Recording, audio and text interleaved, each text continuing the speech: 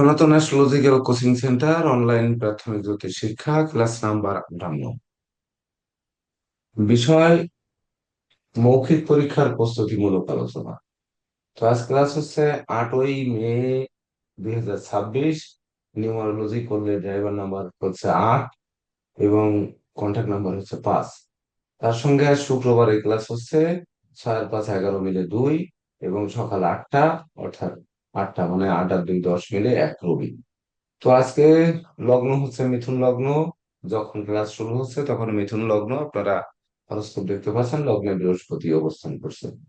তাছাড়া রাহু দৃষ্ট হয়েছে, থার্ড হাউসে কেতু আছে 11 নম্বর নক্ষত্রে, চন্দ্র কিনা মকরে 21 নম্বর নক্ষত্রে আছে, রাহু কুম্ভে 24 নম্বর নক্ষত্রে, মিনে মঙ্গল এবং শনি, মঙ্গল 27, শনি 26 নম্বর নক্ষত্রে, মেষে রবি এবং বুধ উভয়ই 2 নম্বর ভরণী নক্ষত্রে, ইসে এবং বৃষে শুক্র 5 নম্বর নক্ষত্রে। তাছাড়া এখানে একটি হাত অঙ্কিত আছে। তো আমরা বিশেষ করে একই সঙ্গে কিন্তু আমরা যাব যে পামিস্ট্রি কি বলে, অ্যাস্ট্রোলজি কি বলে, মানে কি ধরনের প্রশ্নপত্র হতে পারে মৌখিক পরীক্ষায়। বিশেষ করে লিখিত পরীক্ষায় আপনারা যেটি লিখছেন সেটি কিন্তু বিশেষ করে তৎক্ষণাৎ সেই ফল পাচ্ছেন না। কিন্তু মৌখিক পরীক্ষা যেটি, এটিও কিন্তু শিক্ষণীয় বিষয়। এমনকি আপনাদের অনেক ক্ষেত্রে মুখ উজ্জ্বল করে মৌখিক পরীক্ষায়, এমনকি মুখকে মলিন করে দেয় এই মৌখিক পরীক্ষায়। তো আমরা যদি সর্বপ্রথম কোন দিক থেকে আমরা আহ বিচার করব, ধরেন আমরা একটি হরোস্কোপ যেহেতু অঙ্কিত আছে, তো ধরেন এই হরোস্কোপে কেমন ধরনের প্রশ্ন আসতে পারে যে লগ্নে বৃহস্পতি 7 নম্বর নক্ষত্রে রয়েছে, 7 নম্বর নক্ষত্রের অধিপতি কে? জানেন, এমন একটি প্রশ্ন করলো। আপনারা নিশ্চয়ই জানেন যে 7 নম্বর নক্ষত্রের অধিপতি হচ্ছে বৃহস্পতি। তো বৃহস্পতি এই মিথুনে কত ডিগ্রিতে থাকে, এটি একটি প্রশ্ন হতে পারে। তাহলে মিথুনে 10 ডিগ্রি থাকে আর 3 ডিগ্রি 20 মিনিট কর্কটে থাকে। তাহলে মিথুনের যে 10 ডিগ্রি, তার মধ্যে ফলাদেশ, আর হচ্ছে কর্কটে যে 3 ডিগ্রি 20 মিনিট থাকে, তার ফলাদেশ কি হবে? তখন কিন্তু চট করে বুঝে নিতে হবে আমাদের যে মিথুনের 10 ডিগ্রি, ওই তখন আমাদেরকে সপ্তম এবং দশম পতি, সে নিজের নক্ষত্রে 10 ডিগ্রিতে মধ্যে অবস্থান করছে নিজের জায়গায়। তাহলে কি নিজের জীবিকার জায়গা, নিজের কর্তৃত্ব জায়গা, নিজের ব্যক্তিত্বের জায়গা, নিজের বুদ্ধিমত্তার জায়গা, অর্থাৎ এই বৃহস্পতি বুদ্ধি দেবে, প্রবৃদ্ধি দেবে, এমনকি কর্মফল দেবে, কর্মে সফলতা দেবে, তারপরে প্রতিযোগিতায় জয়ী করবে, মান সম্মান দেবে। কিন্তু যখন কর্কটের 3 ডিগ্রি 20 মিনিটের মধ্যে যখন থাকবে, তখন সে কি হবে? ওই বৃহস্পতি তখন কিন্তু সে তার তুঙ্গ গৃহে প্রবেশ করছে। তো তুঙ্গ গৃহে তুঙ্গ ডিগ্রিতে প্রবেশ করছে। তখন সেই বৃহস্পতির মধ্যে আরো বেশি স্নেহ, মায়া, মমত্ব এগুলো কিন্তু তৈরি হবে। তখন কিন্তু ওই বৃহস্পতি বিশেষ করে নিজে আক্রান্ত হতে পারে, অপরকে আক্রান্ত করতে পারে, তথাপিও মায়ায় আক্রান্ত করবে। কেন করবে? কারণ হচ্ছে তখন ষষ্ঠ ভাব আমাদের দেখতে হবে, যে তখন কিন্তু হয়ে যাবে ষষ্ঠপতি এবং ভাগ্যপতি, শুভকারক গ্রহ। তখন এই যে মিথুনের বৃহস্পতি যে বুদ্ধিমত্তা দেবে, আর কর্কটের বৃহস্পতির যে অংশ, তখন কিন্তু মায়ার বন্ধনে আবদ্ধ করবে। তো অতি মায়া, অতি স্নেহ, অতি ভালোবাসা কিন্তু মানুষের জীবনে কখনো কখনো কষ্টও আনতে পারে। এটি বুঝতে হবে। তখন বৃহস্পতি নিজেকে চিনতে চাইবে না, নিজেকে মানতে চাইবে না, নিজেকে জানতে চাইবে না। এমনকি সে তার নিজস্ব গতিতে চলতে থাকবে। আমরা জানি যে কর্কটে বৃহস্পতি 3 ডিগ্রি 20 মিনিটের মধ্যে মানে সে তুঙ্গস্থ থাকবে, স্বয়ং শক্তিশালী হয়ে এবং শুভ অবস্থানে থাকবে। কেন মায়ায় থাকবে? কারণ ঘরটি চন্দ্রের। সবসময়ের জন্য যে গ্রহকে নিয়ে বলা হবে, সেই গ্রহ যে গৃহে থাকবে, সেই গৃহের গন্ধ কিন্তু আসবে। আপনাদের আশেপাশে আপনাদের ঘরে যদি আগরবাতি জ্বলে, আগরবাতির গন্ধ আসবে। যদি ধরেন মাছ কাটাকাটি করে, মাছের গন্ধ আসবে। যদি ধরেন আপনার একটি পাকা ফল থাকে ঘরে, সেই ফলের গন্ধ কিন্তু বের হবে। এটি বুঝতে হবে। তো যেমন আপনারা জানেন, আপনাদের শেখানো হয়েছে নেগেটিভ গ্রহ নেগেটিভ গৃহে অনেক সময় শুভ ফল দেয়। আবার ওই নেগেটিভ গ্রহ নেগেটিভ গৃহে কিভাবে অশুভ ফল দেয় এটিও কিন্তু আপনাদের শেখানো হয়েছে। সেই অনুভূতিটা ব্যক্ত করতে হবে সুন্দর ভাষায়। কিন্তু প্রশ্ন বুঝিনি আর একবার বলা যাবে, কিন্তু কখনোই কিন্তু যে অনুধাবনের জায়গায় ভুল উত্তর না দিয়ে, উত্তর না পারলেও অনুধাবন যদি আপনি করতে পারেন, সেই অনুধাবনটা যদি ব্যাখ্যা করে দিতে পারেন, তখন কিন্তু এক্সামিনাররা মনে করবেন যে হ্যাঁ, ইনরা শিখেছেন। হয়তো ভাষায় ভাষাগত ত্রুটি রয়েছে, এর বাইরে কিন্তু কিছু নয়। এটি মাথায় রাখতে হবে। যেমন ধরুন, প্রশ্ন যদি করে যে রাহু, রাহু তার মূল ত্রিকোণে আছে, তা মূল ত্রিকোণে কত ডিগ্রি পর্যন্ত থাকে? মূল ত্রিকোণ কত ডিগ্রি পর্যন্ত রাহু কুম্ভ রাশিতে? 20 20 ডিগ্রি। 20 ডিগ্রি বিশ পর্যন্ত। ডিগ্রি। হ্যাঁ, 20 ডিগ্রি পর্যন্ত। 30 ডিগ্রি পর্যন্ত, পুরো 30 ডিগ্রি পর্যন্ত। পুরোটাই স্যার, তাহলে পুরোটাই। হ্যাঁ, পুরোটাই। তাহলে পুরোটাই যদি রাহু আহ, মানে তার মূল ত্রিকোণে থেকে থাকে, তাহলে রাহু 24 নম্বর নক্ষত্রে আছে। তাহলে এই 24 নম্বর নক্ষত্রে যে বসে আছে, এই রাহুর ফল কি? ওখানে তো ধনিষ্ঠা নক্ষত্র রয়েছে, শতবিশার মধ্যে সে আছে। তাছাড়া পূর্ব ভাদ্রপদ নক্ষত্রে থাকলে কি হতো? তখন যদি জিজ্ঞেস করা হয় যে রাহু 24, ধরেন রাহু কুম্ভ রাশিতে শতবিশা নক্ষত্রে আছে, সেই রাহু তার মূল ত্রিকোণস্থ ফল বেশি দেবে, নাকি ধরেন ধনিষ্ঠা নক্ষত্রে মঙ্গলের নক্ষত্রে থেকে তার সেই মূল ত্রিকোণের ফল বেশি দেবে, না পূর্ব ভাদ্রপদ নক্ষত্র যেটি বৃহস্পতির নক্ষত্র সেটিতে থেকে ফল বেশি দেবে? এটি আপনাদের কিন্তু অনুধাবন করে ফল দিতে হবে। কারণ প্রথম মনে রাখতে হবে, আমরা আপনাদের কিন্তু শিখিয়েছি যে রাহু মঙ্গল যুক্ত, রাহু মঙ্গল দৃষ্ট, বা রাহুর সঙ্গে মঙ্গলের নক্ষত্রের অধিপতির সঙ্গে যুক্ত, এটি কিন্তু মঙ্গলের সঙ্গে সম্পৃক্ততার ফল দেবে। কারণ আপনি যার পাশের সিটে বসবেন, সেই ব্যক্তির প্রভাব কিন্তু আপনার উপর আসবে। সেই ব্যক্তির গায়ের গন্ধও আসবে, সেই ব্যক্তির গায়ের সুবাতাসও আসবে। এক জায়গায় বসে যখন গাড়িতে গল্প করতে করতে আসবেন পাশের সিটে বসে, তদনুরূপ কিন্তু একে অপরের জ্ঞান বা প্রজ্ঞা বা কথাবার্তা এগুলো আদান প্রদান হবে। তো ওই গ্রহগণ যার সঙ্গে থাকবে, যার নক্ষত্রে থাকবে, তার দোষ এবং তার গুণ এটি কিন্তু সে শোষণ করবে। যেমন আমরা জৈবিক রত্ন রক্তপ্রবাহ এবং মুক্তার কথা বলেছি যে তারা মহাজাগতিক রশ্মির তড়িৎ কণার প্রভাব বর্ষণকে আকর্ষণ করে, নিজে রত্নের শরীরের ভিতরে সেই তড়িৎ কণাকে গ্রহণ করে মানব জাতিকে উদ্ধার করে। তাহলে মঙ্গল যখন সে রাহুর মধ্যে প্রবেশ করছে, ওই মঙ্গলটা কি করবে? তখন ওই রাহু কিন্তু, ওই রাহুর তৃতীয় ভাব, এটি মনে করতে হবে। এটি আমরা উচ্চশিক্ষায় আরো কঠিন, মানে সুন্দরভাবে বোঝানোর আমরা চেষ্টা করব। তখন কিন্তু ওই মঙ্গল রাহুর তৃতীয় পতি এবং রাহুর দশম পতি। তো বিশেষ করে কোন গ্রহের লগ্ন থেকে সারা জীবন শিখেছেন যে লগ্নের ধনপতি তৃতীয় পতি চতুর্থ পতি হয়? রাহুর তৃতীয় পতি রাহুর দশম পতি কি হবে? আর ওটি কিন্তু D1 থেকে 16 যে চার্ট পর্যন্ত যেটি রয়েছে, ওটি কিন্তু এই রাহুর অবস্থান থেকে বা প্রতিটা গ্রহের অবস্থান থেকে সেটি বিচার করা হবে। অর্থাৎ ডিগ্রি অনুযায়ী ওই গ্রহগণ গৃহ পরিবর্তন করে, সেটি ডিগ্রি অনুযায়ী। তো সেই ডিগ্রি মানেই কিন্তু ওই সেই নক্ষত্র, এটি মাথায় রাখতে হবে। তাহলে কেউ যদি একটু আপনাদের ভিতর থেকে বলেন যে রাহু বিশেষ করে যদি আমাদের ধনিষ্ঠা নক্ষত্রে ধরেন ওখানে অবস্থান করেছে, তাহলে এই রাহু এই জাতকের কি দেবে?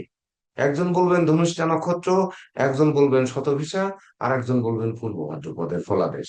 তিনজনে বলার চেষ্টা করুন একটু।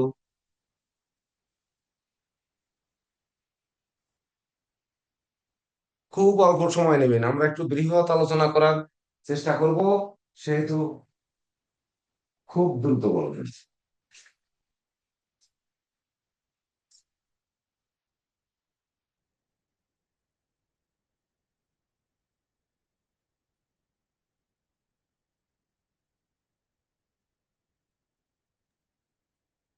বলুন, কেউ সহজ করে বলুন।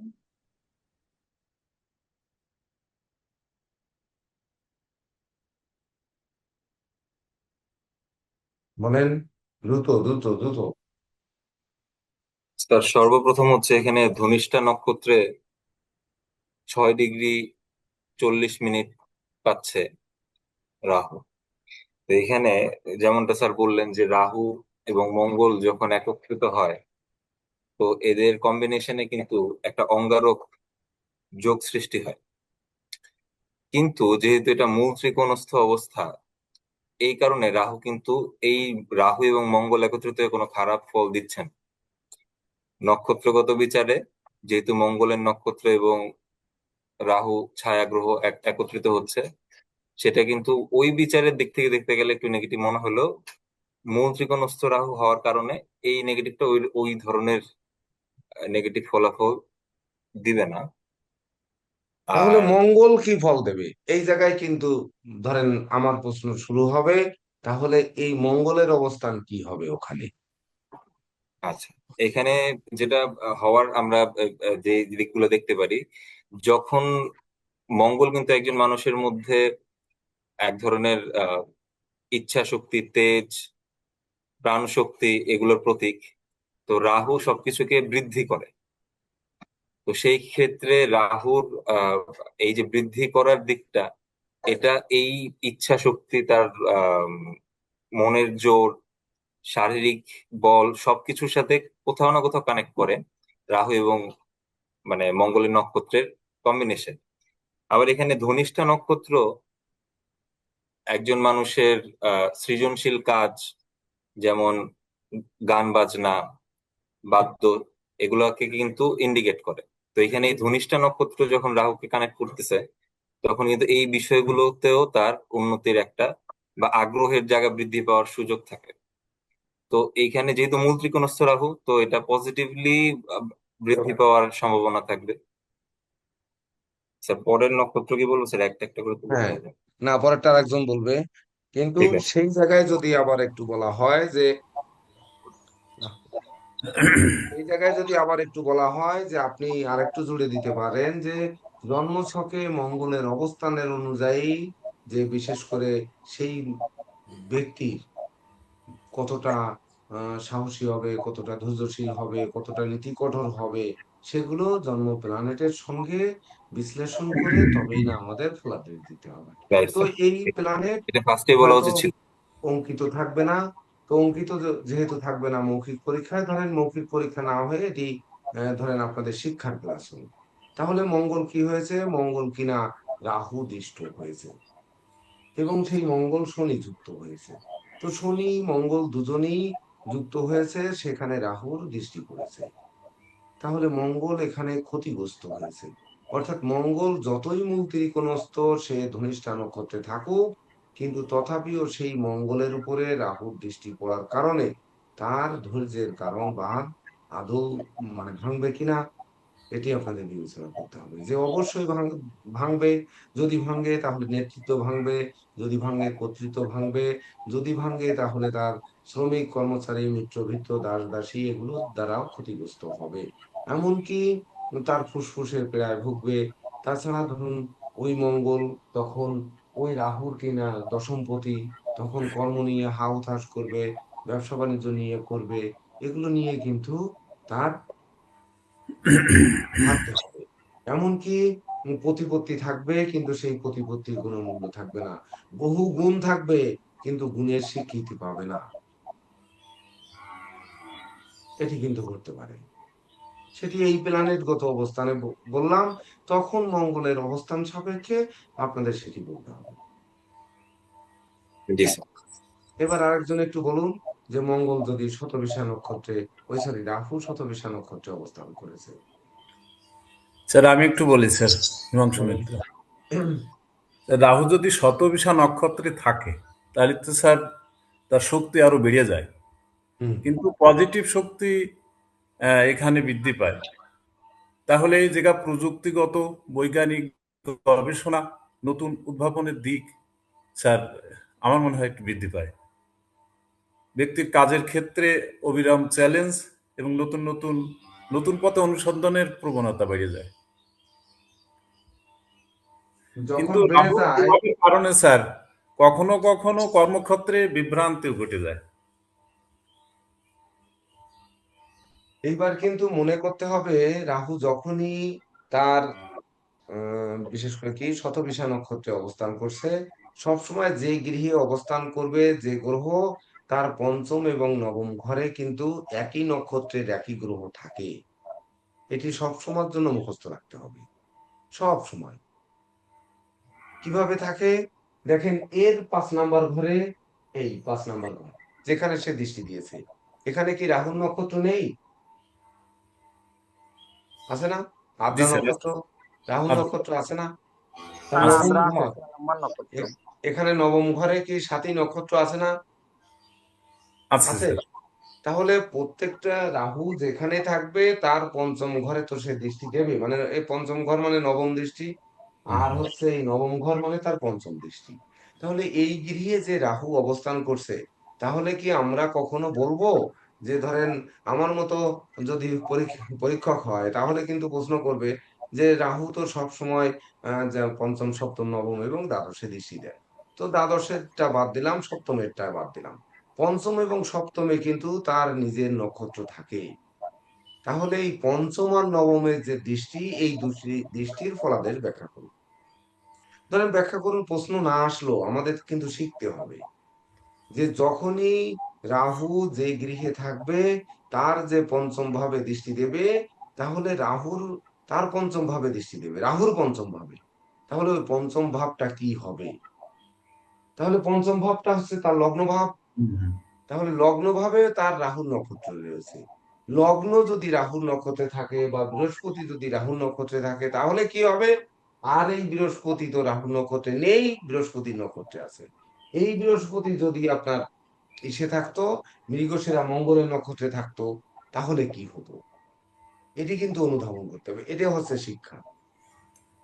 যখন কোনো ক্লায়েন্ট আপনাদের কাছে আসবে, তখনই কিন্তু আপনাদের পরামর্শ এইরকমই হতে হবে যে এখানে যেমন মঙ্গল যুক্ত, সঙ্গে মঙ্গলের নক্ষত্রের সঙ্গে যুক্ত, রাহু নক্ষত্রের সঙ্গে অবস্থান, বা ধরুন তার বৃহস্পতি নক্ষত্রের সঙ্গে অবস্থান, একই সঙ্গে তো সেই ব্যক্তি এই একই জায়গায় দৃষ্টি দিচ্ছে, তখন লগ্ন, লগ্ন থেকে আমরা যেগুলো বিচার করি সেই বিচারের জায়গা কিন্তু বুঝতে হবে। তখনই চলে আসবে তার ধন সম্পদ। কেন ধন সম্পদ? কেন? সেটি অনুধাবন করতে পারছেন আপনারা? স্যার, কারণ হ্যাঁ বলেন এই স্যার। যে এই দৃষ্টি দিল, উপরন্তু এই বৃহস্পতি 3 ডিগ্রি 20 মিনিট কিন্তু এখানে রয়েছে। তাহলে 3 ডিগ্রি 20 মিনিট যে তার রয়েছে কর্কটে, ওই কর্কটের 3 ডিগ্রি 20 মিনিটের ফল কিন্তু তাকে বহন করে নিয়ে বেড়াতে হবে। Right sir. অর্থাৎ সামনে আমার কি হবে? ওই যে বলে যে জ্যোতিষরা অনেক সময় কালকে কি হবে বলতে পারে কিনা, নিজে নিজেরটা বলতে পারে কিনা, এই ধরনের প্রশ্নের সম্মুখীন যাতে না হতে হয়, তার জন্য এইগুলো কিন্তু অনুধাবন করতে হবে। তো নবমে দৃষ্টি, তার যেহেতু রাহুর পঞ্চম দৃষ্টি নবম ভাবে পড়বে, নবম ভাবেও সেই একই 3টি নক্ষত্র থাকবে। তাহলে এই যে নক্ষত্রের আমাদের বুঝতে হবে, কুম্ভের মঙ্গল রাহু এবং বৃহস্পতি সেটি কি, মিথুনের মঙ্গল বৃহস্পতি রাহু এটি কি, আর তুলার বৃহস্পতি রাহু মঙ্গল এটি কি। জি স্যার।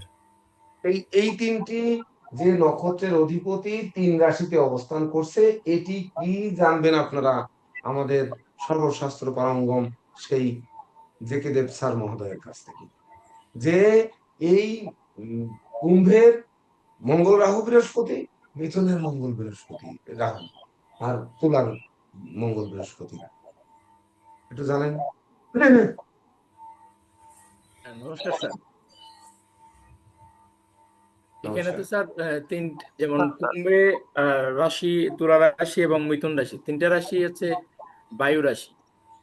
তো বায়ু রাশিতে এই যে তিনটা নক্ষত্র আছে, মিথুন থেকে যদি শুরু করি, মিথুনে আমরা প্রথমে পাচ্ছি হচ্ছে মৃগশিরা নক্ষত্র, তারপর হচ্ছে আদ্রা নক্ষত্র, আর তারপর হচ্ছে আহ, পুনর্বসু নক্ষত্র। মৃগশিরা নক্ষত্র হচ্ছে মঙ্গল, আর আদ্রা হচ্ছে রাহু, আর 15 বছর হচ্ছে বৃহস্পতি। তো এখানে মিথুন যে রাশিটা আছে সেই রাশিতে আমরা রাশি চিহ্ন যদি দেখি, রাশি চিহ্ন হচ্ছে মানে একজন নারী একজন পুরুষের পারস্পরিক আহ, আহ, আপনার হচ্ছে হাগ করার একটা চিহ্ন। তো মঙ্গল হচ্ছে আমাদের এনার্জি কারক, আবার মঙ্গল হচ্ছে রাশি চক্রের কালপুরুষ রাশি চক্রের 1 নম্বর রাশি এবং 8 নম্বর রাশির অধিপতি। 1 নম্বরের মঙ্গল হচ্ছে ব্যক্তি নিজেকে রিপ্রেজেন্ট করে, আর 8 নম্বরের মঙ্গল হচ্ছে ব্যক্তির গোপনীয়তাকে রিপ্রেজেন্ট করে।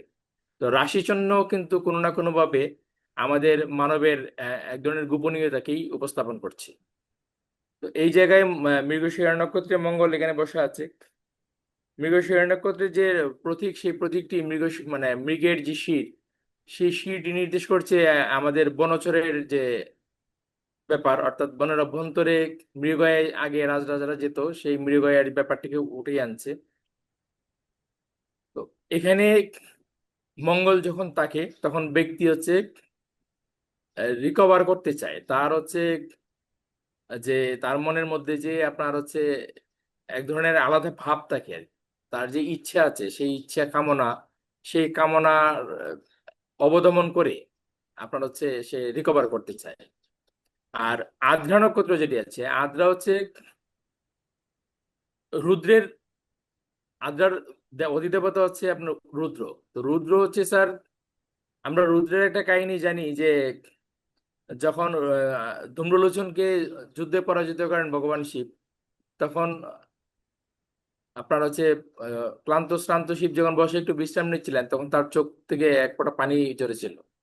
আর সেই পানি থেকেই পরবর্তীতে রুদ্রাক্ষের সৃষ্টি হয়। তো আদ্রা নক্ষত্রটাকে নিয়ে আমরা যখন গভীর অ্যানালিসিস করি, তখন আমরা জানতে পারি যে আদ্রা হচ্ছে এমন একটি বিষয়, অর্থাৎ আমরা যখন আহ, আমাদের কালপুরুষ রাশি চক্রের 3য় ভাব যেহেতু মিথুন রাশি, 3য় ভাব হচ্ছে আমাদের পদক্ষেপ, যে কোনো বিষয়ে আমাদের পদক্ষেপ, আমাদের চেষ্টা, আমাদের প্রয়াস।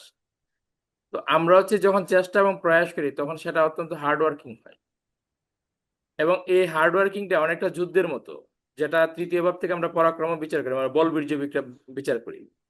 এবং এরপরে হচ্ছে আমাদের একটা ক্লান্তি এবং শ্রান্তি, সেই মানে সেই যে মানে একটা রিল্যাক্সের যে জায়গা, সেটা হচ্ছে আমাদের পুনর্বসু নক্ষত্র, যেটা বৃহস্পতি আমাদেরকে দেয়। তো ওই জায়গায় আছে প্রত্যেকটা ব্যক্তির মধ্যেই কিন্তু আমাদের সেই রুদ্রের যে গুণ, প্রত্যেকটা ব্যক্তির মধ্যে সেটা আছে। এখন রুদ্রর প্রতীক হচ্ছে কিন্তু আদ্রা নক্ষত্রের 1 ফোঁটা চোখের জল। 1 ফোঁটার চোখের জল সেটা স্ফটিক হতে পারে, অর্থাৎ মূল্যবান দামি রত্নের মতো মূল্যবান হতে পারে। আবার সেটা চোখের জল মানে হচ্ছে সারা জীবনের দুঃখের কান্নার রুল হতে পারে। তো এটা কি হবে কি হবে না সেটা নির্ভর করে আমরা হচ্ছে এই তারড হাউসটাকে কিভাবে ব্যবহার করবো, অর্থাৎ আমাদের কামনা যে বাসনা আছে সেটাকে আপনার হচ্ছে কিভাবে রিপ্রেজেন্ট করবো, কিভাবে উপস্থাপন করবো। কারণ মিথুন রাশি যেহেতু বায়ু রাশি, সেটা হচ্ছে স্নেহশীল। তা আমরা হচ্ছে স্নেহের আলোকে এটা প্রকাশ করব নাকি হচ্ছে কামের আলোকে প্রকাশ করব। আর বৃহস্পতি হচ্ছে পুনর্বসু নক্ষত্র, পুনর্বসু নক্ষত্র হচ্ছে বারবার বাধা, আবার হচ্ছে পুনর্বার ফিরে আসা। এখানেও একটা কাহিনী আছে। আহ, গঙ্গা দেবী যখন হচ্ছে শান্তনু রাজার 7 পুত্রকে জলে বিসর্জন অলরেডি দিয়েছিলেন, এবং 8ম পুত্র বিশ্বকে যখন জলে বিসর্জন দেওয়ার প্রক্রিয়া শুরু করছিলেন, তখন শান্তনু রাজা বাধা দিয়েছিলেন। তো পূর্ব প্রতিজ্ঞা অনুসারে আপনার গঙ্গা নিজে চলে গিয়েছিলেন আর হচ্ছে বিশ্বকে ফিরিয়ে দিয়েছিলেন। তো এই যে ফিরিয়ে দেওয়া, এই যে পুনর্বার ফিরে আসা, এইটা হচ্ছে বৃহস্পতি। এটার এই বৃহস্পতির পুনর্বসু নক্ষত্রের দেবতা হচ্ছে অদিতি। একটা সময় অদিতি থেকেই কিন্তু আপনার হচ্ছে আমাদের যে বাৎসরিক গণনা বা আমাদের যে কাল আছে, সত্য, ত্রেতা, দাপর, কলি, এই 4 যুগের গণনা কিন্তু অদিতি থেকেই শুরু। অদিতি এই পুনর্বসু নক্ষত্র থেকে শুরু। তো এখানে এই বৃহস্পতির নক্ষত্রে যখন আপনার এই ধরেন চন্দ্র থাকে বা হচ্ছে লগ্নের যে ডিগ্রি, সেই ডিগ্রিটা থাকে, তখন ব্যক্তির পুনর্বার ফিরে আসার ক্ষমতা তৈরি হয় ব্যক্তির মধ্যে। তো সেই ক্ষেত্রে ব্যক্তি হচ্ছে কি করবে, মানে যত বাধাই আসুক জীবনে, সে বাধাটাকে ইয়ে করে মোকাবেলা করে যখন সে তার কাজের দিকে এগিয়ে যায়, তখন আপনার সামনের দিকে সে সুন্দরভাবে এগিয়ে যেতে পারে। এখানে আবার যদি 3টা নক্ষত্রের ধারাবাহিক ভেবে দেখি, যে মঙ্গল হচ্ছে আমাদের এনার্জি কারক, কঠোর এনার্জি, কঠোর পরিশ্রম। রাহু হচ্ছে ভোগের কারক, আর বৃহস্পতি হচ্ছে ত্যাগের কারক, নির্লিপ্ত। তো তাহলে আপনার হচ্ছে এই একটা রাশিতে আমরা এমন তিনটে বিষয় জীবনের সত্য পাচ্ছি। প্রথম সত্য হচ্ছে আমাদেরকে জীবনে হার্ডওয়ার্ক করতে হবে, কঠোর পরিশ্রম করতে হবে, ঠিক আছে। এবং মঙ্গল হচ্ছে শৃঙ্খলা, ডিসিপ্লিনের কারক, তো ডিসিপ্লিন আমাদের জীবনে আনতে হবে। তখনই আমরা কি পাবো? তখন আমরা পাবো সেই রাহুর ভোগ। যখন প্রথম জীবনে আমরা এটা করব, তখনই আমরা কিন্তু রাহুর ভোগ পাবো। এই ভোগ পাওয়ার পরে কি হবে? ভোগ যখন আমাদের পূর্ণ হবে, তখন যথাসময়ে আমাদেরকে ত্যাগ করতে হবে। অর্থাৎ আমাদেরকে যেমন কঠোর পরিশ্রম করা জানতে হবে, তেমনি ভাবে আমাদেরকে কিভাবে ভোগ করতে হয়, সঠিক উপায়ে ভোগ করতে হয়, সেটাও জানতে হবে। এবং হচ্ছে এই ত্যাগের সময় কোনটা, সেটাও আমাদেরকে জানতে হবে। আর তো এখানে একটু যুক্ত করে দিন, সেটি কি উনি ঘাড় তেড়ামি করে জানার চেষ্টা করবে, নাকি তার কৌশল দিয়ে, যেহেতু এটি বুধের গৃহ, তাহলে সেটি বুদ্ধির বলে বা কৌশলে সে পরাজিত করবে? স্যার অবশ্যই এটা কৌশলী করবে স্যার, যেহেতু বুদ্ধির গৃহ। এবং হচ্ছে এই মিথুন রাশির যে বুধ, সেটা অনেকটা গাণিতিক বুধ হয়। কাজে চতুরতা, কৌশল এবং হচ্ছে হিসাব নিকাশ। আর বায়ু রাশি যেহেতু, সে ক্রয় বিক্রয় পারদর্শী হবে, অর্থাৎ আদান প্রদান। ক্রয় বিক্রয় বলতে আমরা আদান প্রদান বুঝি, জ্ঞানের যে আদান প্রদান, সেটাকে বুঝি। তো এই আদান প্রদানের মাধ্যমে হচ্ছে সে সবকিছুকে মোকাবেলা করার প্রয়াস করবে আর কি স্যার। আর হুম। তুলা রাশিতে যদি হয় স্যার, তুলা রাশির প্রতীক যেহেতু স্যার দাঁড়িপাল্লা, কাজে হচ্ছে একই প্রক্রিয়া, একই বিষয়, কিন্তু এখানে সে যেটা করবে, সে ব্যালেন্স করে চলার চেষ্টা করবে। অর্থাৎ আমার কাছে আমার কথা, তার কাছে তার কথা, তোমার কাছে তোমার কথা, এই কথা বলে সে একটা ব্যালেন্স করার চলার চেষ্টা করবে। কিন্তু এই যে ব্যালেন্সিং প্রক্রিয়াটা হবে, এটা অত্যন্ত গতিশীল হবে, যেহেতু এটা চর রাশি স্যার, অত্যন্ত গতিশীল হবে, ঠিক আছে। এই ক্ষেত্রে হচ্ছে সে কারো বাধা মানবে না, বাধা দিলেও বক্রপথে এগিয়ে যাবে, এবং হচ্ছে সমস্যা সমাধানের একটা দৃঢ় প্রত্যয় নিয়ে এগিয়ে যাবে। আবার কুম্ভ রাশিতে যদি আমরা দেখি, কুম্ভ রাশি হচ্ছে আমাদের ফলদায়ী রাশি তো স্যার। আমরা এখানে রাশি চিহ্নে দেখতে পাই হচ্ছে পরিপূর্ণ একটা শস্য আর এখানে একটু শেষ হলো না, এখানে হচ্ছে শুক্রের শান্তির জায়গায়, এখানে শান্তির জল ছিটানোর চেষ্টা করবে। অর্থাৎ আমরা পূজা অন্তে যে শান্তি জলের জন্য অপেক্ষা করি, সেটি কিন্তু এখানে ওই রাহু ছিটানোর চেষ্টা করবে। হ্যাঁ স্যার। হতে পারে সে মঙ্গল রাগ করতে পারে, ব্রাহ্মণ রাগ করে উঠে যেতে পারে, কিন্তু শান্তি জল না দিয়ে যেতে পারবে না। হতে পারে রাহু, সে তার লোভ লালসা চরিতার্থ করবে, তার দক্ষিণা একটু কম পাবে বা দক্ষিণা বেশি পাবে, বা নেওয়ার কৌশল চেষ্টা করবে, তথাপিও সে আশীর্বাদটা পরিপূর্ণ দিয়ে যাবে। এমনকি বৃহস্পতি তাকে তার জ্ঞান ভান্ডার পূর্ণ করে দিয়ে তাকে প্রতিষ্ঠিত করার পরিবেশ তৈরি করে দিয়ে যাবে। এখানে একটা মজার ব্যাপার আছে স্যার। তুলা রাশিতে আমরা যদি দেখি স্যার, শুক্র হচ্ছে আমাদের সুখ শান্তি সমৃদ্ধির কারক স্যার। হ্যাঁ। তো এখন তুলা রাশিতেই আমরা হচ্ছে যে তিনটা নক্ষত্র পাচ্ছি, এখানে মঙ্গলের নক্ষত্র পাচ্ছি, এই রাহুর নক্ষত্র এবং বিশাখা নক্ষত্র, যথারীতি যেটা আমরা ওই তিন বায়ু রাশিতে পাই।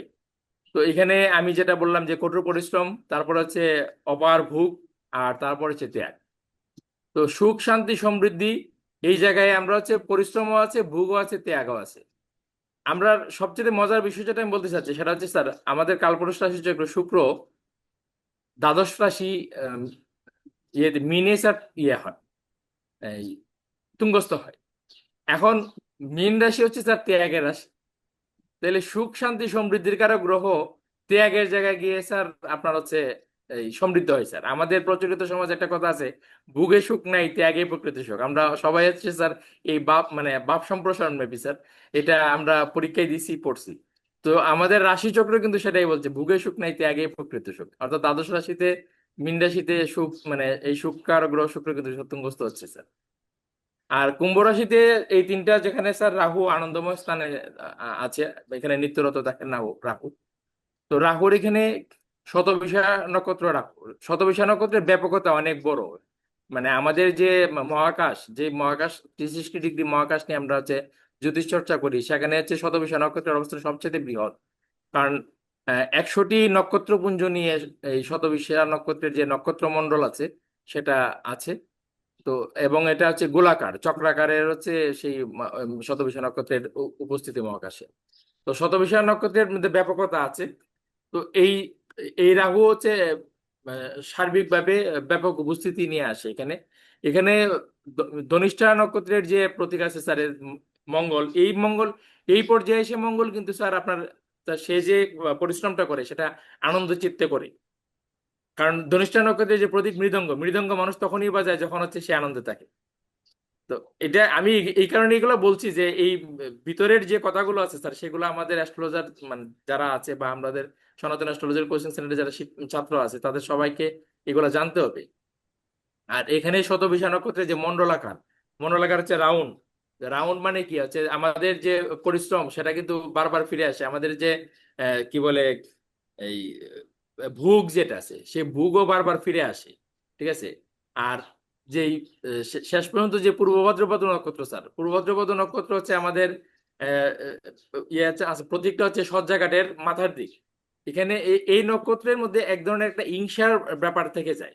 মানে জ্ঞান যখন মানুষ বেশি হয়ে যায়, আপনি যেটা বলছেন স্যার যে বৃহস্পতি হচ্ছে এই ব্যালেন্স হারা হয়ে যায় অতি জ্ঞানের কারণে স্যার। এই পূর্ব ভাদ্রপদ নক্ষত্রে যখন চন্দ্র থাকে বা হচ্ছে ইয়ে থাকে কি বলে এই লগ্নে ডিগ্রি থাকে, তখন কিন্তু মাঝে মধ্যে ব্যক্তির মধ্যে এরকম একটা নেগেটিভিটি সৃষ্টি হয়ে যায়।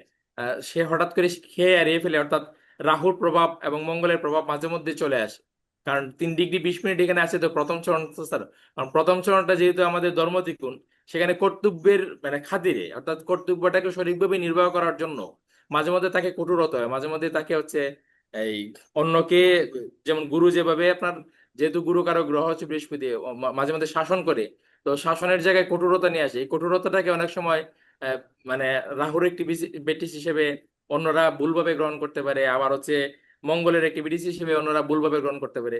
তো সেই জায়গায় বৃহস্পতির এই নক্ষত্রে থাকা লগ্নের ডিগ্রি এবং চন্দ্রের ডিগ্রি যদি থাকে, ব্যক্তি নিজেকেও বুঝতে হবে যে এখানে হচ্ছে আমার কিন্তু একটু সমস্যা আছে, আমি কিন্তু মানে কোন জায়গায় থামতে হবে কোন জায়গায় ইয়ে করতে হবে এটা বুঝতে হবে। আমরা হচ্ছে কার্মিক থিওরি হিসেবে সেটা উপস্থাপন করতে পারি স্যার। অসংখ্য ধন্যবাদ জেকে দেব স্যার মহোদয়কে। কিন্তু আরেকটি জিনিস বলবো, যে জিনিসটি আপনাদের ওই যে ভাগ যখন হয়ে যাচ্ছে, যে বৃহস্পতি ধরেন ওই যে রাহুর যে সে পূর্ব ভাদ্রপদ নক্ষত্রে যখন থাকছে, তখন কিন্তু ওই যে তার 3 ডিগ্রি 20 মিনিট তার ধনভাবে থাকছে, এমনকি তার প্রত্যাশার জায়গা থাকছে। সে যখন তার ধনভাবের যে প্রত্যাশা পূর্ণ হয় না যখন, তখন কিন্তু সে বিকল্প পথ অনুসরণ করে। এমনকি যদি কোনো ব্যক্তি যোগ্য সম্মান থেকে বঞ্চিত হয়, তখন কিন্তু সে বিকল্প পথ অনুসরণ করে। সনাতন অ্যাস্ট্রোলজিক্যাল কোচিং সেন্টার শিক্ষার পাশাপাশি আপনাদের আদর্শবান জ্যোতিষ তৈরি করার চেষ্টা করে। সনাতন অ্যাস্ট্রোলজিক্যাল কোচিং সেন্টারের একটি সূত্র, সে হচ্ছে অভিজ্ঞ জ্যোতিষ গড়ার কারিগর। অভিজ্ঞ জ্যোতিষ শুধু তৈরি করবে না, সেভাবে কিভাবে ক্লায়েন্টকে সম্মান দিতে হয়, কিভাবে ছাত্রদের সম্মান দিতে হয়, বা কিভাবে বিশেষ করে এই জ্যোতিষ সমাজকে সম্মান দিতে হয় সেটি কিন্তু শেখায়। তাই আমি এই শুভ লগ্নে সকলকে একটু আনমিউট করতে বলবো, যে সবাই মিউট রয়েছে যার, সবাই আনমিউট করবেন। সবাই, একেবারে সবাই, সবাই অ্যাডমিট করুন। সবাই আনমিউট করবেন। দিলীপ সূত্রধর, আশুতোষ দাস, মিস্টার দেবদাস কার্জি,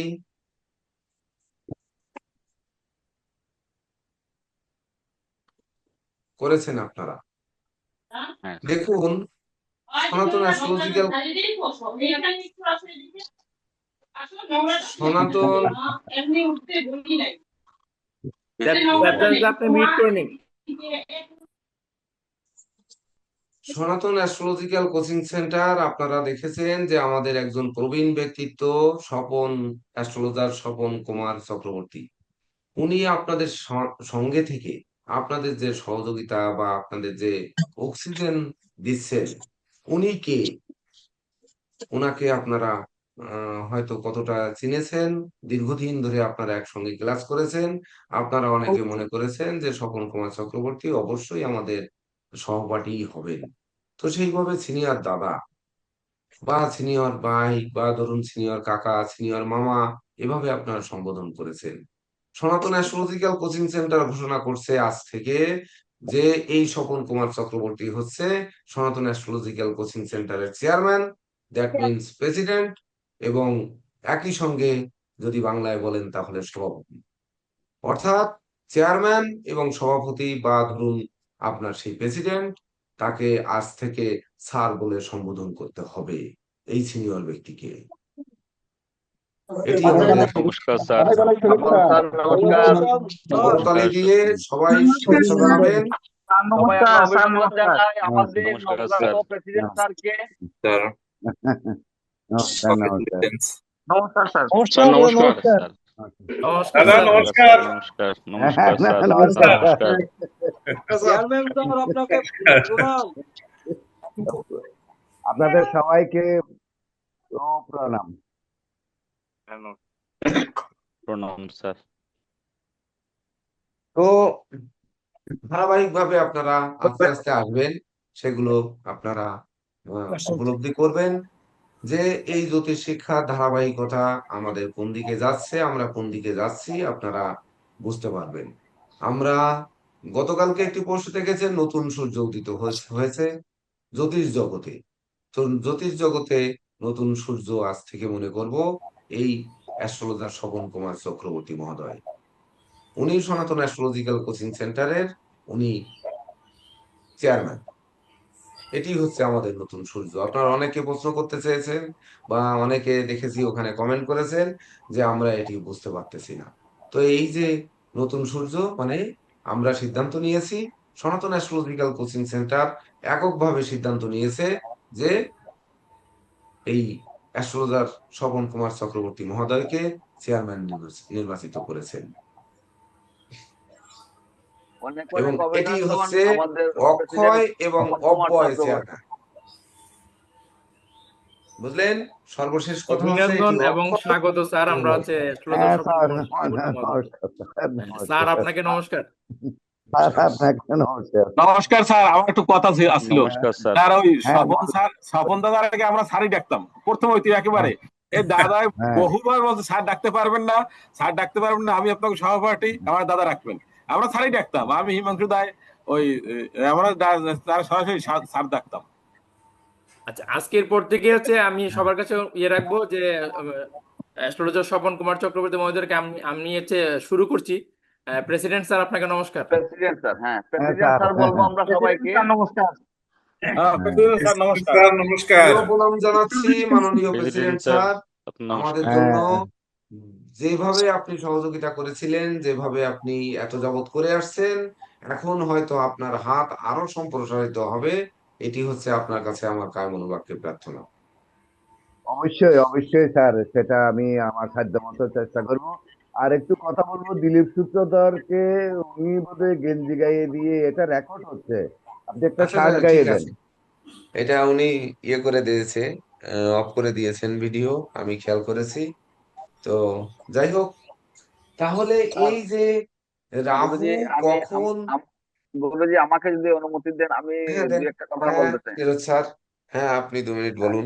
আমি আজকের এই আনুষ্ঠানিক ঘোষণায় president sir astrologer Swapan Kumar Chakraborty মহোদয়কে প্রণাম জানাই, গুরুজি ডক্টর কেসি পাল মহোদয়কে প্রণাম জানাই, এবং আমাদের যারা সৈন্য আছেন বা আমাদের যারা সহযাত্রী আছেন, আপনারা নতুন সূর্যের কথা শুনেছেন। তো আপনারা জানেন যে বাংলাদেশের জ্যোতিষ জগতে সূর্য একটাই, গুরুজি ডক্টর কেসি পাল মহোদয়। আর এই সূর্যের আলোয় কি কি আলোকিত হতে যাচ্ছে, সেই আলোর আভা কোথায় কোথায় পৌঁছাচ্ছে আমরা আস্তে আস্তে আপনারা অবগত হবেন। এবং আমি বিশ্বাস করি আজকে পরিসরটা ছোট, আজকে অনেকে উপস্থিতি কম, সেই আলো দিয়ে আমরা কি করতে পারি আর সেই আলো নিয়ে আমরা কতটুকু পৌঁছাতে পারি, আমাদের সবাইকে একদিকে কাজ করতে হবে। আমরা একটা নবোদয় দেখতে যাচ্ছি, আপনারা পরীক্ষার পরপরই আমরা সেই বিষয়ে বিস্তারিত নিয়ে আসব। শুধু এটুকু মনে রাখেন যে আমরা একটা নতুন স্টেপে পা দিয়েছি এবং সেখানে আমরা এটি নয়, সফলতা অর্জন সনাতন করেছি। অ্যাস্ট্রোলজিক্যাল কোচিং সেন্টার নতুন করে ঢেলে সাজাচ্ছে। সেই ঢেলে সাজানোর জন্য একটা নিউজ আপনারা এইমাত্র পেলেন। অর্থাৎ আমরা বলেছি নতুন কারিকুলাম আসছে, সেই কারিকুলামে নতুন শিক্ষার্থীরা ভর্তি হচ্ছেন এখন। আপনারা জানেন ইতিমধ্যে 20+ শিক্ষার্থী ভর্তি হয়ে গেছেন ইতিমধ্যে। তো আমাদের সেই ক্লাসও চালু করতে হবে। তো নতুন করে আমরা অনেক প্ল্যান করেছি, যে প্ল্যান অনুযায়ী আপনারা এই উদ্বোধনী ক্লাসেই বুঝতে পারবেন যে আমরা ডিজিটাল ব্যানারেও আমরা ক্লাস নেওয়ার চেষ্টা করব। যে আমরা একটি হাত অঙ্কিত করে রাখলাম, আপনারা রেখা দেখালে দাগাতে দাগাতে কালো হয়ে যায়, সে জায়গায় বোঝানো যায় না। তার জন্য আপনারা একেবারে জায়গায় বসে কিভাবে হাত অঙ্কন করে দেখানো যায় সেটি কিন্তু আমাদের বোঝানো হবে।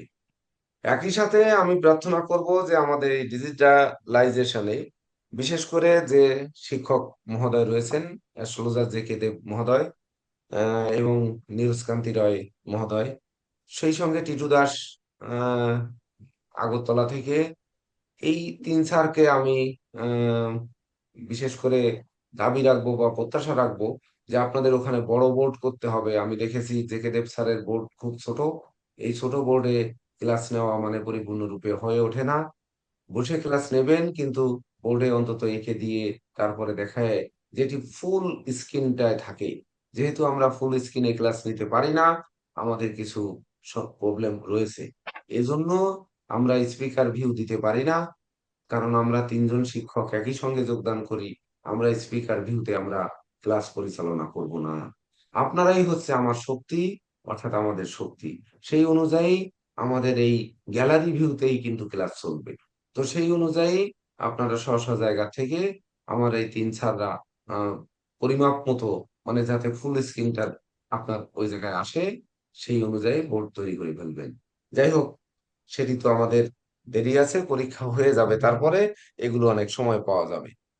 তো ধরেন হয়তো সহজসাধ্য প্রশ্ন যদি হয় আপনাদের, তাহলে কিন্তু এই আলোচনা করার প্রয়োজন নেই পরীক্ষার প্রস্তুতিতে। যেমন ধরেন হয়তো প্রশ্ন করলো মেষ রাশির অধিপতি কে, অধিপতি মঙ্গল, এগুলো কোনো প্রশ্ন হলো না, এতে শিক্ষার কিছু হলো না। এমনকি মেষ রাশির অধিপতি মঙ্গল, মঙ্গল কোন গৃহে তুঙ্গস্থ হয়, কোন গৃহে নিচস্থ হয়, এটি আমরা জানি। কোন গৃহে মূল ত্রিকোণস্থ, এগুলো তো চট করে আপনারা উত্তর দিতে পারবেন।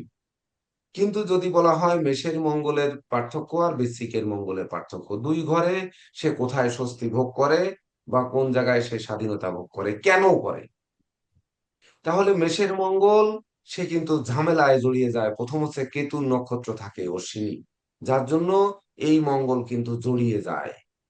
আমার মতো তুতলা, মানে কথা বলতে গেলে জড়িয়ে যায় মেষের মঙ্গল। এমনকি মেষের ভরণী নক্ষত্রের মঙ্গল, সেখানে শুক্র, শুক্র কিন্তু মঙ্গলের সঙ্গে শত্রু না মিত্র, সেই অনুযায়ী বুঝে কথা বলতে হবে। যদি সেই অনুযায়ী বুঝে কথা বলি, তাহলে ওই মঙ্গল কিন্তু তখন শান্তিতে বাধার সৃষ্টি করে, সেই পরিপূর্ণ সুখ যেটি, সেটি উপলব্ধি করতে দেয় না। কৃত্তিকা যেহেতু রবি, ওই রবি কিন্তু মঙ্গলের পঞ্চম গৃহ, সেটি তার নিজের গৃহ। তখন কিন্তু বিদ্যা বুদ্ধি জ্ঞান গরিমা সূক্ষ্মতা, পিতামাতা গুরুজনদের সঙ্গে বিরোধ সৃষ্টি করে মঙ্গল নিজেই নিজের ঘরে আগুন দেয় বা নিজেই নিজে জ্বলে পুড়ে মরে। বিপরীতে যদি বৃশ্চিকের মঙ্গল প্রথম বিশাখা নক্ষত্র, যেটি বৃহস্পতির নক্ষত্র, জ্ঞান গরিমা সূক্ষ্মতা দিয়ে মঙ্গল নিজেকে সাজায়, যার জন্য ওই মঙ্গল ভেঙে চুরে নতুন কিছু সৃষ্টি করে একমাত্র বিশাখা নক্ষত্রের কারণে। পরবর্তীতে ওই মঙ্গল শিক্ষা লাভ করে কোথা থেকে? শনি হচ্ছে যোগকারক, শনি হচ্ছে বিশেষ করে আমাদের কষ্ট করে মাথার ঘাম পায়ে ফেলে প্রকৃত ফসল বা ফলটি হাতের মুঠোয় আনে। তো সেই শনি তখন কিন্তু তাকে জ্বালায়, কারণ সে শত্রু গৃহ, মানে শত্রু গ্রহ। শনি মঙ্গলকে কখনোই চোখে দেখতে পারে না, আর সেই শনি এসে আবির্ভূত হয় মঙ্গলের গৃহে। তাহলে যাকে দেখতে পারি না, অবশ্য তাছাড়া যাকে দেখতে পারি না, আবার তার ঘরে গিয়ে আমি বসলাম, তখন মঙ্গল কিন্তু ঘর পরিবর্তন করার চেষ্টা করতে বাধ্য হয়। কারণ ওই শয়তান এসে, মানে শনিটা হচ্ছে শয়তান গ্রহ, নৈসর্গিক পাপ গ্রহ, সর্বোচ্চ মানে শক্তিশালী কূটনীতিবিদ, সে এসে মঙ্গলকে বিতাড়িত করে। তখন মঙ্গল আর কিছু করে উঠতে পারে না, তখন কিন্তু ওই মঙ্গল নিজে নতুন করে সজ্জিত করার চেষ্টা করে। তখন নিজের বাড়ি ছেড়ে গিয়ে অন্য জায়গায় বাড়ি করার চেষ্টা করে বা ভেঙে চুরে নতুন কিছু সৃষ্টির দিকে সে ধাবিত হয়। কষ্টের মাধ্যমে, কষ্ট হলেও বুকের কষ্ট পাথর চাপা দিয়ে সে কিন্তু যাওয়ার চেষ্টা করে। তৃতীয় হচ্ছে জ্যেষ্ঠা, যেটি বুধের নক্ষত্র, সেটি হচ্ছে তখন তার জ্ঞান চক্ষু খোলে ওই মঙ্গলের। যখন জ্ঞান চক্ষু খোলে তখন উনি বুঝতে পারে যে আসলে আমার ধৈর্য ধারণ করা উচিত ছিল, শনির সাথে মিত্রতা করা উচিত ছিল, বৃহস্পতির জ্ঞান প্রজ্ঞাকে নেওয়া উচিত ছিল, কিন্তু তখন আর উপায় থাকে না। তখন তো উনি অলরেডি বের হয়ে যায়। এটি কিন্তু আমাদের বুঝতে হবে। এটি আমরা যেহেতু নতুন কারিকুলাম করেছি, আগামী ব্যাচ থেকে নতুন করে আবার এইভাবে সজ্জিত হবে। আপনারা যতদিন আছেন সনাতন অ্যাস্ট্রোলজিক্যাল কোচিং সেন্টারের সঙ্গে, ততদিন আপনারা এই ভিডিও দেখতে পাবেন। যদি উচ্চতর ব্যাচের ক্লাস করেন, তাহলে সেই ক্লাসে আমরা কিন্তু এভাবেই শিক্ষা দিব। সেই অনুযায়ী আমরা সিলেবাস এবং শিক্ষা পদ্ধতি আমরা চালু করেছি। যাই হোক, এগুলো হচ্ছে আপনাদের যারা করবেন না, বা ধরেন এখনই পেশা করছে, বা ধরুন আপনারা এই পাশ করার পরে আর কোর্স করবেন না, কিন্তু কিভাবে ক্লায়েন্টকে অনুধাবন করাবেন, প্রশ্নের ভিতর দিয়ে সেই ভাগ্য রচনার পদ্ধতিটা কিন্তু আপনাদের কাজ দিয়ে যাওয়া হচ্ছে। ধরেন বললাম যে বৃষ রাশির অধিপতি শুক্র, বৃষ রাশির অধিপতি কে, হয়তো প্রশ্ন আসলো, জানি শুক্র। এবার তুলা রাশির অধিপতিও শুক্র। তাহলে এই যে বৃষে বিশেষ করে চন্দ্র আমরা জানি তুঙ্গস্থ হয়, তো বৃষের চন্দ্র তুঙ্গস্থ হলো, তাহলে এই আহ শুক্র তুঙ্গস্থ কোথায় হয় আমরা জানি মীন রাশিতে, এমনকি নিচস্থ হয় কন্যা রাশিতে। তাহলে মীন রাশিতে গিয়ে সে প্রভাব বিস্তার করে তুঙ্গস্থ হয়, মানে সে প্রভাব বিস্তার করে, ঘরটি বৃহস্পতির, আর বুধের ঘরে এসে মাথা নত করে। শুক্রকে আমরা দৈত্য কুল গুরু বললেও সে কিন্তু গুরু, এটি কিন্তু বুঝতে হবে। তাহলে সে গুরুর গৃহে গিয়ে তুঙ্গস্থ হচ্ছে, আর বুদ্ধির গৃহে গিয়ে মাথা নত করছে। তার মানে ওই যে শিক্ষক বা ওই যে গুরু, দৈত্য গুরু, তারও বুদ্ধির অভাব রয়েছে, এটি বুঝতে হবে। মানে তার জন্য এই জ্যোতিষ শাস্ত্রে কিন্তু ওই ষষ্ঠ ঘর বলছে যে তোমার শিক্ষার ঘাটতি, তোমার যে শিক্ষা, আরো শিক্ষার দরকার, যার জন্য শিক্ষার শেষ নেই। শিক্ষা কখনো শেষ হয় না, শিক্ষার কখন শুরু আর কখন শেষ এটি কখনো বোঝা যায় না। এটি আপনাদের বুঝতে হবে। যে বুধের কাছে মাথা নত করছে, অর্থাৎ তার বুদ্ধির অভাব রয়েছে, সেটি আমাদের পূরণ করতে হবে। তো শুক্র যেহেতু বুদ্ধির অভাব পূরণ করার জন্য বুধের কাছে মাথা নত করে, আবার বৃহস্পতির কাছে গিয়ে গাম্ভীর্যতা দেখায়। তাহলে গাম্ভীর্যতা দেখায় কিভাবে দেখায়? পূর্ব ভাদ্রপদ নক্ষত্র তো বৃহস্পতির, পরবর্তী উত্তর ভাদ্রপদ নক্ষত্র হচ্ছে শনি, তারপরে রেবতী নক্ষত্র হচ্ছে বুধ। তাহলে ওখানে গিয়ে উনি তুঙ্গস্থ হয়ে কেন এত প্রখরতা দেখাচ্ছে? বুধের কাছে যদি মাথা নত করে, এখানেও কিন্তু একটি প্রশ্ন থেকে যায়, রেবতী নক্ষত্রের শুক্র কি হবে? কিন্তু রেবতী নক্ষত্র পর্যন্ত তো আর শুক্র তুঙ্গস্থ হচ্ছে না। আপনারা তো জানেন শুক্র কত ডিগ্রি পর্যন্ত তুঙ্গস্থ হয়, এটি মুখস্থ রাখবেন। প্রত্যেকটি গ্রহ কত ডিগ্রি পর্যন্ত তুঙ্গস্থ, কত ডিগ্রি পর্যন্ত নিচস্থ, একটি মনে রাখলে অপরটি মনে রাখা যাবে। সেই অনুযায়ী যদি প্রশ্ন আসে, ফলাদেশ কিন্তু সেই অনুযায়ী বলতে হবে। অনুধাবন করতে পেরেছেন? শিক্ষার কোনো ছোঁয়া আছে কি এর ভিতর, না নেই? আচ্ছা, শুধু মুখস্থ করা বিদ্যা কিন্তু জ্যোতিষশাস্ত্র নয়, এটি মাথায় রাখতে হবে।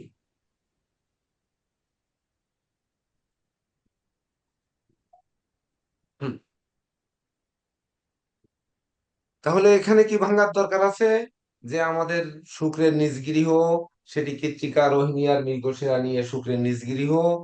শুক্র তুঙ্গস্থ হচ্ছে সেটি বললাম, নিচস্থ হচ্ছে উত্তর ফল্গুনী অর্থাৎ রবি, হস্তা হচ্ছে চন্দ্র, আর চিত্রা হচ্ছে মঙ্গল। তো এই যে নিচস্থ হচ্ছে, তাহলে কোন জায়গায় নিচস্থ হচ্ছে? নিচস্থ হচ্ছে কার কাছে?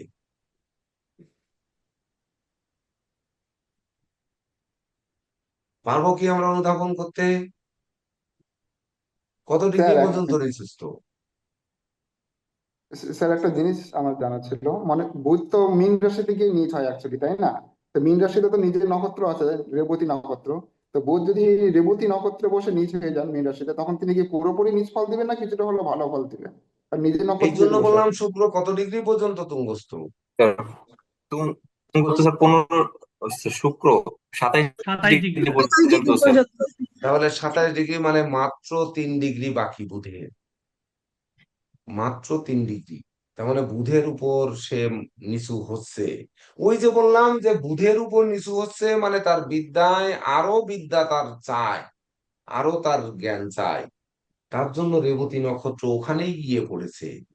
সেখানে গিয়ে সে তুঙ্গস্থ হলেও, তুঙ্গস্থ হয়েছে, হতে হতে তার সামনের দিকে এগিয়েছে। তুঙ্গস্থ 1 ডিগ্রি থেকে 27 ডিগ্রি পর্যন্ত এগিয়েছে।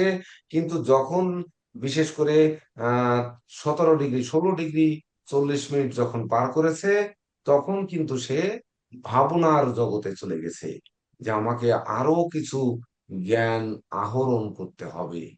আর বৃহস্পতি তো সেই জ্ঞান প্রজ্ঞার কারক, ওটি বৃহস্পতির গৃহ, তার চাহিদা ওখান থেকেই কিন্তু তৈরি করে দেয়। দ্বাদশ ভাব ব্যয়ের ভাব, রাশি চক্রের কালপুরুষের দ্বাদশ ভাব ব্যয়ের ভাব। কিন্তু সেই ব্যয়ের ভাব থেকে গিয়ে উনি দেখে যে আমার যা কিছু সারা জীবনে শিখেছিলাম সেটি তো আমার শেষ হয়ে যাচ্ছে, আমার আরো শেখার দরকার। স্যার এখানে একটা মজার ব্যাপার আছে স্যার। হ্যাঁ, আপনার মীন রাশি স্যার, রেবতী নক্ষত্রের যে শেষ চরণটি স্যার, সেটা হচ্ছে 3 ডিগ্রি 20 মিনিট। আর মীন রাশি হলো স্যার মুক্তির রাশি স্যার। তো শুক্র এখানে 27 ডিগ্রিতে তুঙ্গস্থ হচ্ছে স্যার। তার মানে হচ্ছে ধর্মার্থ কাম মোক্ষ যে নক্ষত্রের 4টি চরণ আছে, তার মধ্যে শেষ চরণের মানে সামান্যতম পেয়েছে স্যার, মাত্র 20 মিনিট পেয়েছে স্যার। আর 3 ডিগ্রি মাইনাস হয়ে গেল। তার মানে এটা বোঝাচ্ছে স্যার আমাদের রাশিচক্র যে জাগতিক সুখভোগ কখনোই পূর্ণাঙ্গ মুক্তি দিতে পারে না। আর সামান্যতম মুক্তির শুধু একটা দেখাটা পায় আর কি। ওই 20 মিনিটের মুক্তি দেখা দিছে শুক্র স্যার। পূর্ণাঙ্গ মুক্তির স্বাদ এই জাগতিক সুখভোগ থেকে পাওয়া যায় না স্যার। এটা আবারও প্রমাণ আছে স্যার। আমি একটা জায়গায় পেয়েছিলাম, মহামণি বৈশিষ্ট্য বলছেন যে অ্যাস্ট্রোলজির মাধ্যমে ধর্ম, অর্থ, কাম, মোক্ষ 4টেই পাওয়া যায়। যারা অ্যাস্ট্রোলজি চর্চা করে তারা হচ্ছে আলাদা আর কোনো ধর্মের চর্চার প্রয়োজন পড়ে না। এটা প্রকৃতপক্ষে স্যার এটা পূর্ণাঙ্গ শাস্ত্র স্যার। এটা ঠিক মতো যদি সে অনুধাবন করা যায় তাহলে স্যার এখানে আর কোনো কিছু বাকি থাকে না স্যার এই অ্যাস্ট্রোলজির পরে স্যার। হ্যাঁ, দুনিয়ায় যত মানে এই যেহেতু এটি সনাতন জ্যোতিষ বা ভেদিক অ্যাস্ট্রোলজি, এই সনাতন অ্যাস্ট্রোলজি সনাতন সৃষ্টি কোথা থেকে, সব এই জ্যোতিষ হরোস্কোপের মধ্যে রয়েছে। অর্থাৎ 9টি গ্রহ, 12টি রাশি, 27টি নক্ষত্রের মধ্যে সব কিছু রয়েছে। এর ভিতর থেকেই খুঁজে পাওয়া যাবে সব। আমরা একটু টাচ দিয়ে যাচ্ছি যে সামনের শিক্ষা ব্যবস্থা আমাদের কত কঠিন হবে, বা নতুন কারিকুলামে কি হবে, সেগুলো একটু টাচ দিলাম মাত্র। যাই হোক, ওদিকে আর না যাই।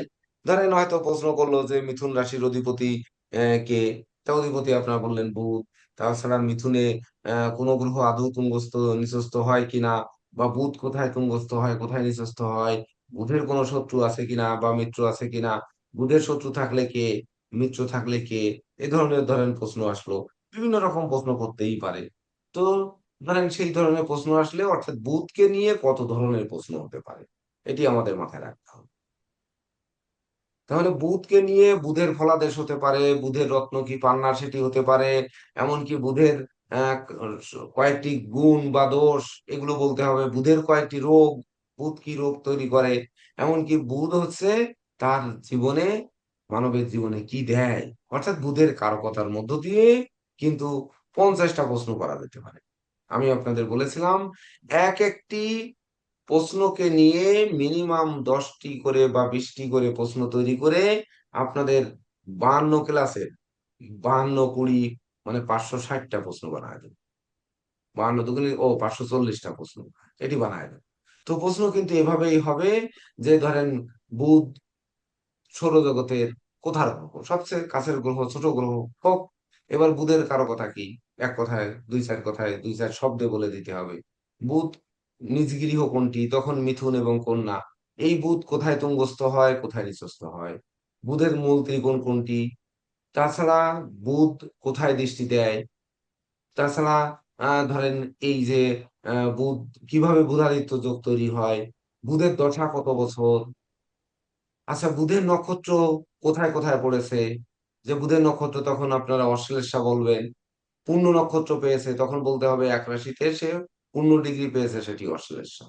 অশ্লেষার 5ম ঘর যখন কর্কট ধরবো, খুব করে চলে যাবেন 5 নাম্বার ঘর, মানে মেমোরিতে নিয়ে আসবেন যে 5 নাম্বার, তাহলে আর বাকিটা বৃশ্চিকে পড়েছে ওই বুধ। বৃশ্চিকে কোথায় পড়েছে, জ্যেষ্ঠা। যখন জ্যেষ্ঠা বলবেন তখন আর ঠিক তার 5 নাম্বার ঘরে চলে যাবেন, যে মিনের তাহলে শেষটা পড়বে। যেহেতু কর্কটের শেষটা পড়েছে, বৃশ্চিকের শেষ অংশ পড়বে, আর মিনের শেষ অংশ পড়বে। সবসময় একই নক্ষত্র তার 5 নাম্বার ঘরে গিয়ে আবার পুনরায় পড়ে, এটি মাথায় রাখতে হবে। যদি বলে যে ঠিক আছে কর্কটের বুধ, একটু ব্যাখ্যা করুন যে কর্কটে অশ্লেষা নক্ষত্রের বুধ মানুষ কেমন হবে, সেটি আপনাদের জেকে দেব স্যার নক্ষত্রের অধিপতি দিয়ে বুঝিয়েছেন, সে ক্লাস আমি দেখেছি বা শুনেছি। তো সেই অনুযায়ী ওখানে কোনো কিছু বাকি নেই, ওখান থেকে একটু জেনে নেবেন। তাছাড়া এই যে বৃশ্চিক রাশি মানে জ্যেষ্ঠার বুধ কেমন হবে, অর্থাৎ যখন কর্কটের অশ্লেষার বুধ হবে তখন মায়াবী বা শান্ত হবে। কেন হবে সেটি প্রতীক দিয়ে বুঝিয়েছেন, প্রতীকের মধ্যে সবকিছু রয়েছে। আবার জ্যেষ্ঠার বুধ একটু রাগান্বিত, উগ্র হয়। তাহলে ওই উগ্র বুধ মানে বুধ তো উগ্র হয় না, বুধ তখন বাসাল হয়, বাসা, তো সে বাসাল হয়। আর মিনের বুধ গিয়ে জ্ঞানী বুধ, জ্ঞান আহরণ করার নেশায় মত্ত থাকে। তখন কিন্তু ওই যে দেখেন গবেষণা, আপনারা হয়তো এই সনাতন অ্যাস্ট্রোলজিক্যাল কোচিং সেন্টার তো শুধুমাত্র একটি কোচিং সেন্টার, তবে এই কোচিং সেন্টার হয়তো কোনোদিন আপনাদের এমনও বলতে পারে যে সনাতন অ্যাস্ট্রোলজিক্যাল কোচিং সেন্টার আজকে পিএইচডি চালু করে কোর্স চালু করেছে, হতে পারে হয়তো কোনোদিন। সেদিন কিন্তু আপনাদের থিসিস পদ্ধতি ওই রকম হতে হবে। যদি কেউ করতে চান সেটির প্রস্তুতি কিন্তু এই সনাতন অ্যাস্ট্রোলজিক্যাল কোচিং সেন্টারই প্রস্তুতি দেওয়াবে এবং এই পিএইচডি করাবে, আজকে থেকে মনে রাখেন। এটি আমরা নতুন কারিকুলামে যুক্ত করতে চাই। এটি আমাদের মাননীয় চেয়ারম্যান স্যার, প্রেসিডেন্ট স্যার যেহেতু আছেন, সনাতন অ্যাস্ট্রোলজিক্যাল কোচিং সেন্টার আমরা আমাদের নিয়োগপ্রাপ্ত প্রেসিডেন্ট স্যার, তো ইনি এগুলো করাবেন বলে আমার বিশ্বাস। সর্বোচ্চ শিক্ষা পর্যন্ত সনাতন অ্যাস্ট্রোলজিক্যাল কোচিং সেন্টার আপনাদের নিয়ে যাওয়ার চেষ্টা করবে। আচ্ছা, শুধু করবে না, যে আপনাদের শেখানোরও চেষ্টা করবে। এখন কোচিং সেন্টার শুধুমাত্র কোচিং সেন্টারই, তো এটি আমাদের বুঝতে হবে যে কোচিং সেন্টার কিনা বা কি করতে যাচ্ছে ভবিষ্যতে, এটি আমাদের বুঝতে হবে। ধরেন কর্কট, যখন বলবেন যে কর্কট রাশির দুটি শুভ গুণ দুটি অশুভ গুণ বললেন, এবার কর্কট রাশির শুভ অশুভ দুটি দিক বললেন। এবার কর্কট রাশির অধিপতি চন্দ্র, এটি আপনারা জানেন, চন্দ্র বৃষ রাশিতে তুঙ্গস্থ হয় 10 ডিগ্রি পর্যন্ত, না 3 ডিগ্রি পর্যন্ত, 3 ডিগ্রি পর্যন্ত নিচস্থ হয়, কত ডিগ্রি পর্যন্ত, তার সমসপ্তমে নিচস্থ হয়। তাহলে এই যে চন্দ্র তুঙ্গস্থ হয় নিচস্থ হয়, চন্দ্রের শত্রুকে সেটি হয়তো জিজ্ঞেস করতে পারে, চন্দ্রের কোনো শত্রু গ্রহ আছে, যদি থেকে থাকে তাহলে সেটির নাম বলবেন। তারপরে হচ্ছে হাতে চন্দ্রের ক্ষেত্র কোথায়, এটি বলতে পারে। এমনকি চন্দ্র আর বিশেষ করে কোন নক্ষত্রে, কোন গৃহে কোন নক্ষত্রের অধিপতি চন্দ্র, এটি আপনাদের মুখস্থ রাখতে হবে। তাহলে যখন বলবেন যে মৃগশিরার অধিপতি চন্দ্র, মৃগশিরার 5 নাম্বার আবার সঙ্গে সঙ্গে মনে করে নেবেন যে এই মৃগশিরার 5 নাম্বার তখন চলে যাবে আমাদের কন্যা রাশিতে। আরেকটি চন্দ্রের নক্ষত্র আছে, সেটি হচ্ছে হস্তা। হস্তা যেই বলা হয়ে যাবে স্যার আরেকটি নক্ষত্র আছে তার পঞ্চম মকরে, সেটি হচ্ছে শ্রবণা। এই তো এভাবে উত্তর দিয়ে দিতে পারবেন। চন্দ্রের দশা কত বছর, আমাদের সকল প্রশ্ন অষ্টোত্তরীয় আমরা শিখাইনি, আমরা কিন্তু বিংশোত্তরী শিখিয়েছি। অর্থাৎ যাবতীয় প্রশ্ন এই বিংশোত্তরী দশার মতেই আপনাদের কাছে জানতে চাইবে। যদি বিংশোত্তরী দশার বাইরে জানতে চায় তখন বলবেন যে সনাতন অ্যাস্ট্রোলজিক্যাল কোচিং সেন্টার আমাদের অষ্টোত্তরীয় দশা শিক্ষা দেয়নি, সরাসরি বলবেন। এবং অষ্টোত্তরীয় শিক্ষা ব্যবস্থার গুরুত্ব তখন বলবেন যে স্যার বলেছেন কম, তাই আমাদের এটি উচ্চতর ব্যাচে শিখাবেন, এটি কথা দিয়েছে। কিন্তু আমরা আগে জ্যোতিষ শিক্ষার জন্য প্রয়োগ করার জন্য যেটি প্রয়োজন সেটি স্যার শিখিয়েছেন। তাতে আমি ছোট হই, আমি যা হই, এতে আমার ইজ্জত চলে যাক, কোনো ব্যাপার নেই, কিন্তু আপনারা যেটা সত্য সেটা বলবেন। স্যার এখানে ইয়ে না স্যার, এই ছোট করার কোনো সুযোগ নাই স্যার, কারণ অষ্টোত্তর দশাতে স্যার 9টা না 8টা গ্রহের বিচার করা হয়েছে। এখানে কেতুকে ওই দশা বিচারে বাদ দেওয়া হয়েছে স্যার, কিন্তু পরবর্তীতে গবেষণায় দেখা গেছে যে কেতু দশায় মানুষের জীবনে ঘটে এবং হচ্ছে সেটা বড় ধরনের প্রভাব ফেলে। তো সেই ক্ষেত্রে তো স্যার হচ্ছে পরবর্তীতে বিংশ দশকেই আমরা সবাই ইয়ে করা হয়েছে। তো এখানে তো ইয়ে করার কোনো সুযোগ নাই স্যার, আপনার যা শিখাইছেন সেটাই আমাদের শিরোধার্য এবং এখানে কোনো ভুল ত্রুটি নাই স্যার। এবার স্যার আপনি সিংহ রাশি নিয়ে একটু 5টা প্রশ্ন করতে লাগেন, 5টা 10টা বেশি করে, আমাদের বেশি করে প্রশ্ন করে ওনাদের বোঝাতে হবে সিংহ।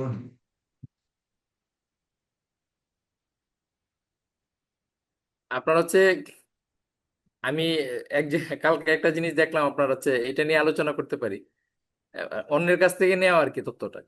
যেমন কর্কট রাশি হচ্ছে আমাদের জলরাশি, যেটা কালপুরুষ রাশি চক্রের চতুর্থ ভাব। তো এটা হচ্ছে আমাদের মনের জায়গা। তো মন হচ্ছে সবসময় নিম্নগামী হয়, ঠিক আছে। আর আহ, এই রাশিতে চন্দ্রের অবস্থান হয়, মানে অর্থাৎ চন্দ্র হচ্ছে এই রাশির অধিপতি। আর সিংহ রাশি হচ্ছে অগ্নি রাশি। তো অগ্নি কিন্তু সবসময় ঊর্ধ্বগামী হয়। অগ্নির যে চিহ্ন সেটা ত্রিভুজও আপনার হচ্ছে ঊর্ধ্বগামী।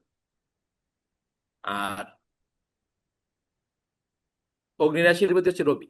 তার মানে রবি যে অগ্নি, যে তেজ, আমরা এমনিতেও জানি আপনার হচ্ছে সিংহ রাশি হচ্ছে আপনার হচ্ছে যে অগ্নি, সেই অগ্নিটা হচ্ছে প্রাণের সঞ্চার ঘটায় আর কি। মানুষ স্থির অগ্নি, তো সেটা হচ্ছে মানুষের মধ্যে প্রাণের সঞ্চার ঘটায়। অগ্নি যখন বহমান থাকে তখন তো জ্বালিয়ে পুড়ে ছারখার করে দেয়, মানে সেটা মেষের অগ্নি। রান করে হচ্ছে এই বাড়ি থেকে ওই বাড়ি, ওই বাড়ি, মানে এক বাড়িতে আগুন লাগলো হচ্ছে 10 বাড়ি পুড়িয়ে ছারখার করে দেবে। আর সিংহের অগ্নি হচ্ছে স্থির। তো স্থির হওয়ার কারণে কি এই অগ্নিটাকে আমরা হচ্ছে ইউজ করতে পারি, ব্যবহার করতে পারি, নবপ্রাণের সঞ্চার ঘটায় হচ্ছে সিংহের অগ্নি। তো এখানে চতুর্থে যে মানে চন্দ্র, যে যে যে মনের হচ্ছে আপনার কি বলে নিম্নগামী যে মন, সেই নিম্নগামী মন কিন্তু ওই সিংহে যায় আপনার ঊর্ধ্বগামী হয়ে যায়। তো এটা বিশাল একটা ব্যাপার। আপনার হচ্ছে চন্দ্র যখন আপনার কারো হচ্ছে আহ, পঞ্চমে থাকে, তখন কিন্তু তার মন হচ্ছে ঊর্ধ্বগামী হয়। সেই যে ঊর্ধ্ব যে ব্যাপারটা আছে না, সেটা বহুভাবে ঊর্ধ্ব হতে পারে। সেটা জাগতিক হতে পারে বা আধ্যাত্মিক হতে পারে। বিভিন্ন জায়গায় সেই ঊর্ধ্বগামিতার ব্যাপার ঘটে থাকে। এখানে আমরা সিংহ রাশিতে দেখতে পাচ্ছি আপনার হচ্ছে যেমন মঘা নক্ষত্র আছে। মঘা নক্ষত্রের প্রতীক হচ্ছে আপনার সিংহাসন সহ রাজসভা, ঠিক আছে। আমরা এখানে আপনার এই কর্কট রাশিতে 9টা নক্ষত্রের প্রাথমিক যে 9টা নক্ষত্র 1 থেকে 9, সেটা কিন্তু সমাপ্ত হয়ে সিংহে গিয়ে পুনরায় নতুন করে নক্ষত্রের যাত্রা শুরু হচ্ছে। তো একটার শেষ আর একটার শুরু। তো এখানে এই যে মঘা নক্ষত্র আছে, মঘা নক্ষত্রের গ্রহ হচ্ছে, অধিপতি গ্রহ হচ্ছে কেতু। দেখুন সমন্বয়ের যে ব্যাপারটা, মঘা নক্ষত্রের অধিপতি গ্রহ হচ্ছে কেতু, মানে এখানে গোপনীয়তা আছে। এটাকে যদি আবার ধরেন আমাদের যে জুনি বিচার করা হয়, সেখানে মঘা নক্ষত্রের যে আছে জুনি হচ্ছে ইঁদুর জুনি। তাহলে ইঁদুর আপনার হচ্ছে কি, আমরা যখন ইঁদুর প্রসঙ্গ আসে তখনই আপনার হচ্ছে দেখা যায় কি, একটা ছোট্ট গর্ত দিয়ে ইঁদুর হচ্ছে মাটির নিচে ঢুকে যায়। তো ছোট্ট গর্ত দিয়ে যখন ঢুকে যায়, ভিতরে কিন্তু তার বিশাল রাজ্য থাকে, সাম্রাজ্য থাকে। মানে আপনার হচ্ছে 30% একটা জমিকে আমাদের এখানে 1 কের জমি বলা হয়। তো 1 কের জমির হচ্ছে একটা জায়গা দিয়ে আপনার যখন ইঁদুর মাটির নিচে ঢুকে, তখন দেখা গেল ওই অন্য আরেকটা মাথায় যে হচ্ছে ইঁদুর উঠতেছে।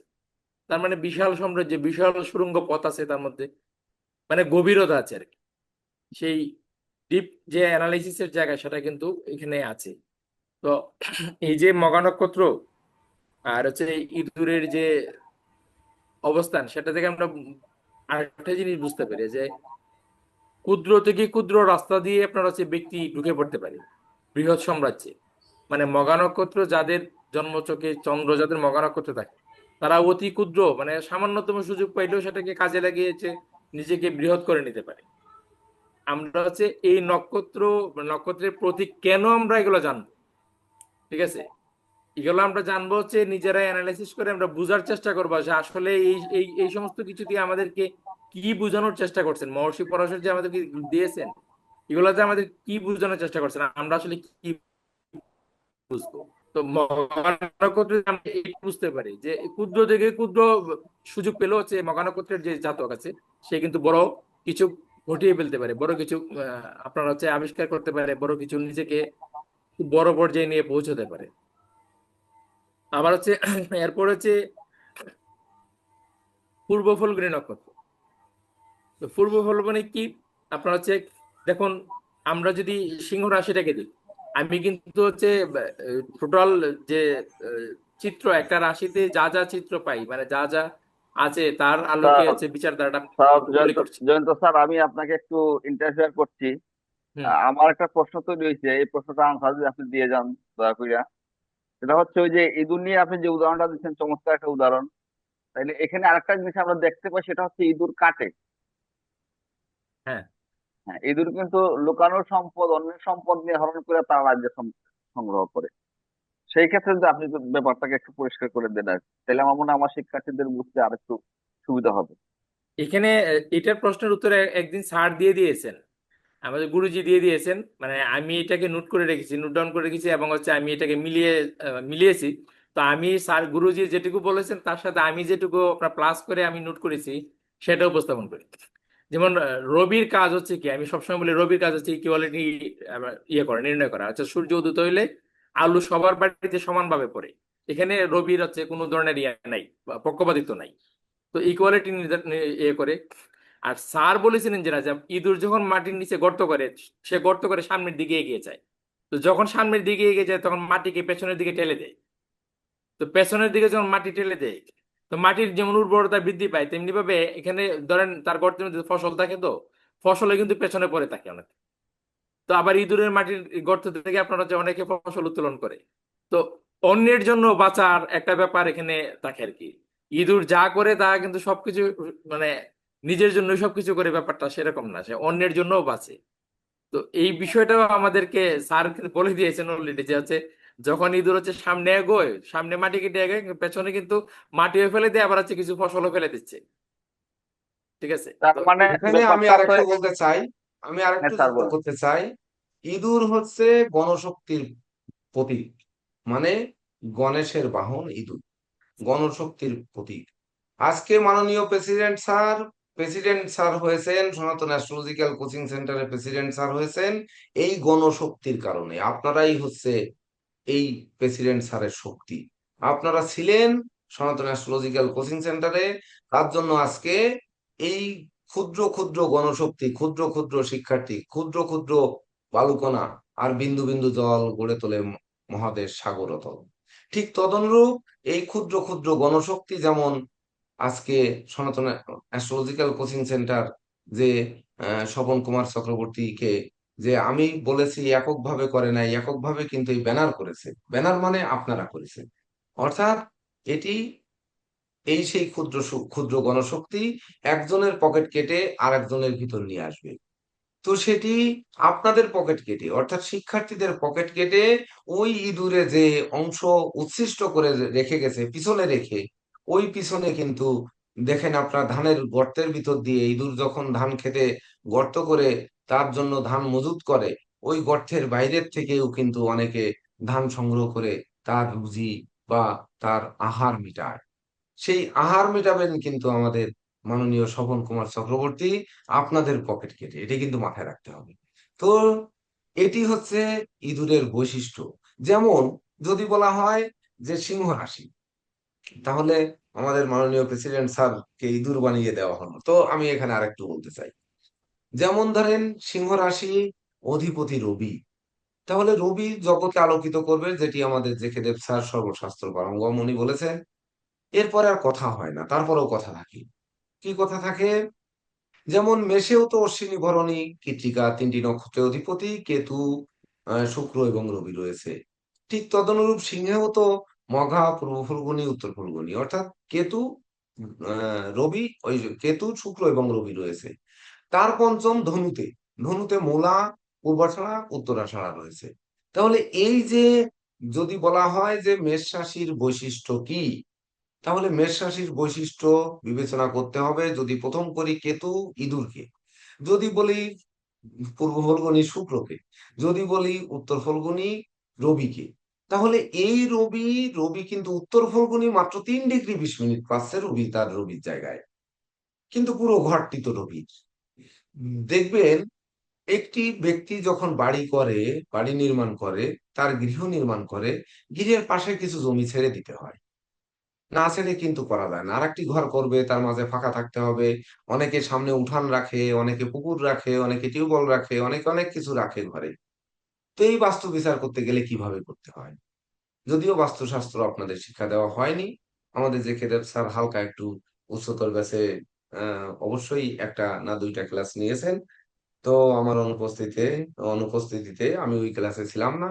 তো আপনাদের একটু অবশ্যই ধারণা দিয়েছেন যে সনাতন অ্যাস্ট্রোলজিক্যাল কোচিং সেন্টার কিভাবে বাস্তু শিখাবে, সেটি একটু ধারণা আপনাদের দিয়েছেন।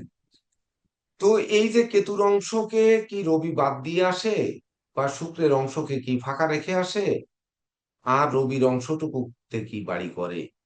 যখন জ্যোতিষশাস্ত্র রচনা হয়েছে তখন দুনিয়ার বুকে জায়গা জমির অভাব ছিল না।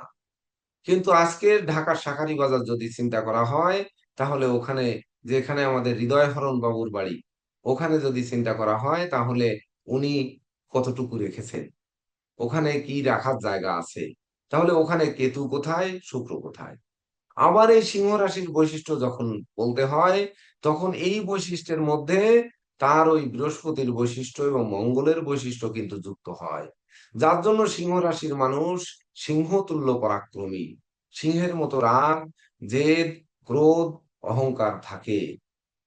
যার জন্য ওই যে রাগ, জেদ, ক্রোধ, অহংকার যার মধ্যে থাকে, সেই ইঁদুর, যার মানে যে দেবতার বাহন, সেই দেবতার পূজা সবার আগে না করে কোনো পূজা বা কোনো শান্তি সস্তানাদি কোনো কিছু প্রয়োগ করা সম্ভব নয়। সেটি হচ্ছে ওম গাং গণেশায় নমঃ। শব্দটি না ভুলে কোনো ক্রমে অন্য কোনো জগতে পদার্পণ করা যাবে না। তবে আমার মনে একটা প্রশ্ন আছে, এটা পরে আর মনে থাকবে না।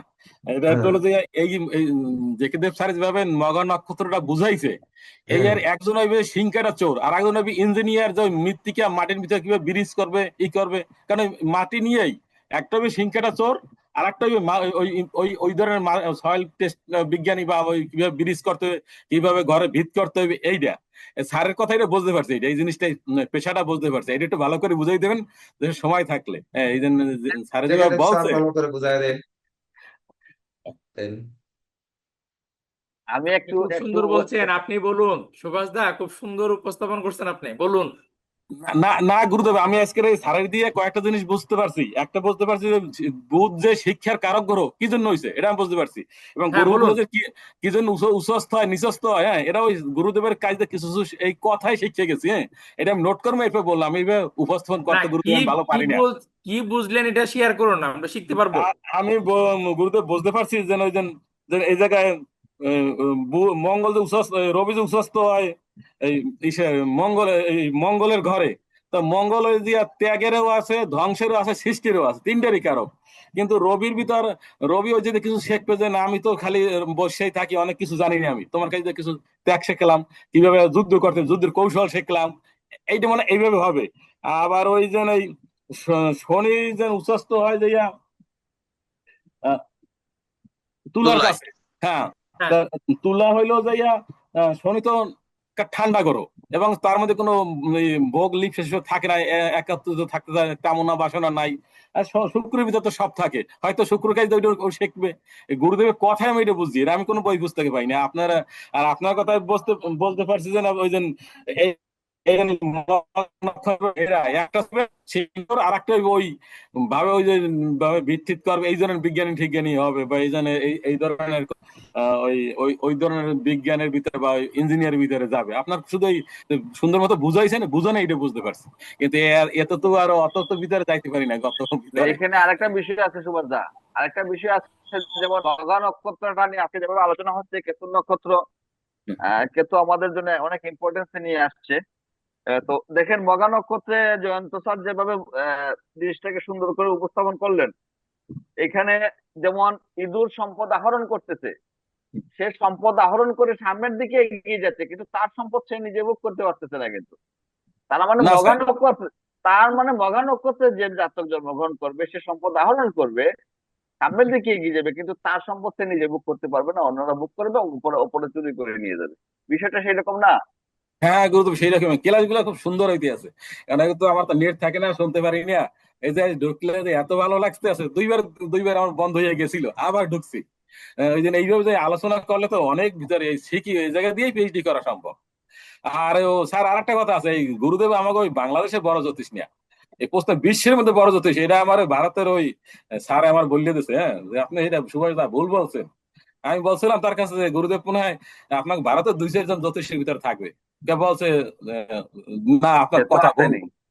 কথা ভুল।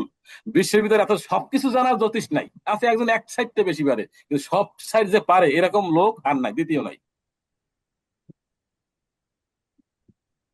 ঠিক আছে স্যার, ধন্যবাদ স্যার, বলেন স্যার, নমস্কার স্যার। হ্যাঁ স্যার, পরবর্তী আলোচনা। তো আমাদের কিন্তু অনুধাবন করে যেতে হবে। আমরা এখন যেহেতু সময় আমাদের কমে আসছে, কেন কমে আসছে? কারণ আমরা এই মাসে ক্লাস পাচ্ছি আজকে শুক্র শনিবার, আগামী শুক্র শনিবার, আগামী শুক্র শনিবার কয় তারিখ পড়েছে? আগামী শুক্র শনিবার মধ্যে আবার শনিবারের দিন হচ্ছে আমাদের বাংলাদেশ ন্যাশনাল আগামী শুক্রবার শনিবার 15-16 স্যার। 15-16, 16 তারিখ হচ্ছে বাংলাদেশ ন্যাশনাল অ্যাস্ট্রোলজার সোসাইটি, যেটি মাননীয় প্রেসিডেন্ট মহোদয় এবং ওই বাংলাদেশ ন্যাশনাল একাডেমি অফ অ্যাস্ট্রোলজির যে সকল শিক্ষকবৃন্দ রয়েছে, ওনরা হচ্ছেন আপনাদের পরীক্ষা পদ্ধতি, পরীক্ষার বিষয়ে আপনাদের সঙ্গে আপনারা রেজিস্ট্রেশন করেছেন, যারা নাম রেজিস্ট্রেশন করেছেন ওখানে, তাদেরকে নিয়ে 2 ব্যাচের সবাইকে নিয়ে আগামী শনিবার আমাদের সন্ধ্যার ক্লাসটা ওইখানে চলে যাবে। আপনারা নোটিশ পেয়ে যাবেন, সেটি চলে যাবে। তাহলে একটি চলে যাচ্ছে, একটি শনিবার চলে গেল। আমরা পাচ্ছি এই তিনটা করে 22-23, এরপরে তিনটা আগামী 22-23 9টা শনিবার মানে স্যার, আগামী মানে কালকে যে শনিবার, এই শনিবার না তার এর পরের পরের শনিবার? শনিবার, পরেরটা, পরের এর শনিবার, পরেরটা। ঠিক আছে। পরের শনিবার। তো পরের শনিবার আমাদের 3 থেকে 9টা ক্লাস এই মাসে আছে, কিন্তু 9টা ক্লাসের একটি ওখানে চলে যাচ্ছে, আর পাচ্ছি আমরা 8টা বাকি থাকছে। এই 8টির মধ্যে একটি শনিবার আবার যাবে আমাদের প্রাথমিক ব্যাচের, বিশেষ করে ডেমো ক্লাসের যেটি, সেটি সকলের উন্মুক্ত উপস্থিতিতে সেটি হবে এবং নতুন কারিকুলাম কি সেটি আপনাদেরকে বোঝানো হবে, যে কি বিষয়ে আমাদের সেই শিক্ষা পদ্ধতি আসবে। তার জন্য একটি শনিবার যাচ্ছে। তার মানে আমরা ক্লাস পাচ্ছি আজকে, আজকে সন্ধ্যায়, আগামীকাল সন্ধ্যায়, এই তিনটি, শুক্রবার সকাল সন্ধ্যা দুটি, তাহলে 3-2-5টি। শনিবার পাচ্ছি না, পরের শুক্রবার এবং শনিবার 3টি, তাহলে কয়টি হলো? 4 আর 3 7টি। এই 7টি ক্লাস আমরা পাচ্ছি, এরপরে আর আমরা কিন্তু ক্লাস পাচ্ছি না। এর ভিতরে আমাদের যাবতীয় এই মৌখিক পরীক্ষার প্রস্তুতি আমাদের নিয়ে যেতে হবে। তো আমরা শুধু প্রশ্নগুলো ধরিয়ে দিচ্ছি, আমার মনে হয় না যে আর এই 12টি রাশি এইভাবে মৌখিক পরীক্ষা ধরানো লাগবে, মনে হয় না, বা 9টি গ্রহ লাগবে। যদি লাগে তাহলে বলেন, আমরা আলোচনা করে যাই। আর যদি বলেন যে লাগবে না, তাহলে আপনারা কিন্তু প্রশ্ন এভাবে করে নিতে পারেন। আমরা সিংহ পর্যন্ত আসছি, ধরেন কন্যায় যদি যাই তাহলে ওই একই ভাবে যাবে, তার পঞ্চম ঘর। তাহলে কন্যার অধিপতি বুধ, কন্যায় বুধ মূল ত্রিকোণস্থ, বুধ নিজে তুঙ্গস্থ, বুধের তার নিজের গৃহ।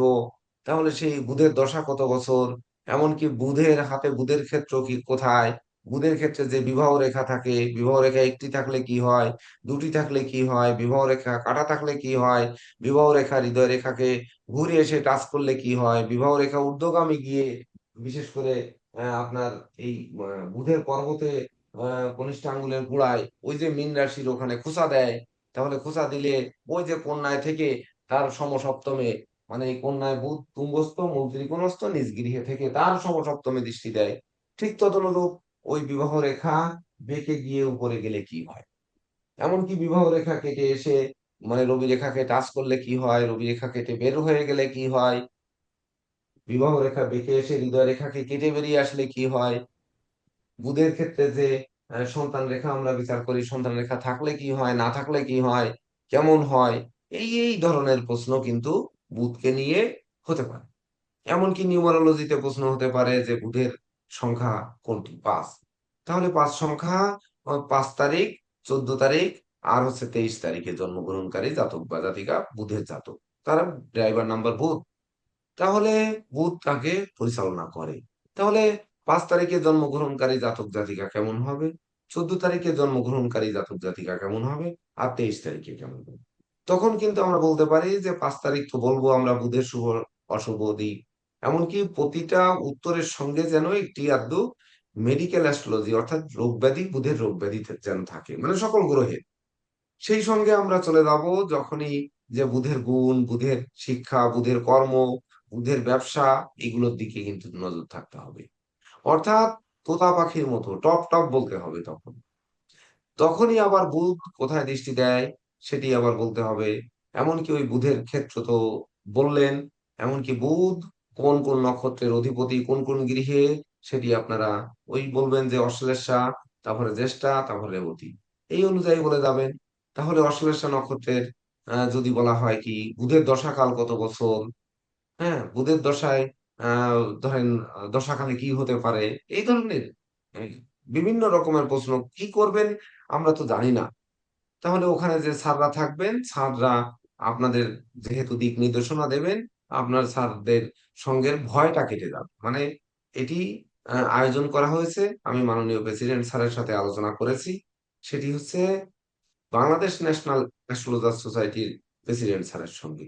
আর আমাদের প্রেসিডেন্ট স্যার তো আছেন, উনি তো আপনাদের সর্বদা সহযোগিতা করার চেষ্টা করবেন। কিন্তু সনাতন অ্যাস্ট্রোলজিক্যাল কোচিং সেন্টার, ওইখানে কিন্তু কোনো হাত থাকছে না, চূড়ান্ত সিদ্ধান্ত কিন্তু ওনারাই নেবেন, অর্থাৎ বাংলাদেশ ন্যাশনাল অ্যাস্ট্রোলজার সোসাইটি নেবেন। কিন্তু আমরাও সনাতন অ্যাস্ট্রোলজিক্যাল কোচিং সেন্টারও কিন্তু আমরা এক ধরনের চূড়ান্ত সিদ্ধান্ত কিন্তু আমরাও নিতে পারবো। তো সেই অনুযায়ী আমরা পরীক্ষায় অংশগ্রহণ করব। আমরা চাইবো যে আপনারা দেশ এবং আন্তর্জাতিক মহলে পরীক্ষা দিয়ে সমাদৃত হয়ে আসে। যারা যারা রেজিস্ট্রেশন করেছেন বিশেষ করে তারাই তো পরীক্ষা দেবেন। আর নতুন করে আর যুক্ত হওয়ার সুযোগ নেই বা যুক্ত হচ্ছেন না আর কেউ। যে কয়েকজন আপনারা রেজিস্ট্রেশন করেছেন অ্যাডমিট কার্ড পেয়ে যাবেন এই সপ্তাহের মধ্যে। 2 প্রতিষ্ঠানেরই অ্যাডমিট কার্ড পেয়ে যাবেন। তো পেয়ে গেলে পরীক্ষার সময়াদি যাবতীয় সবকিছু জেনে নেবেন।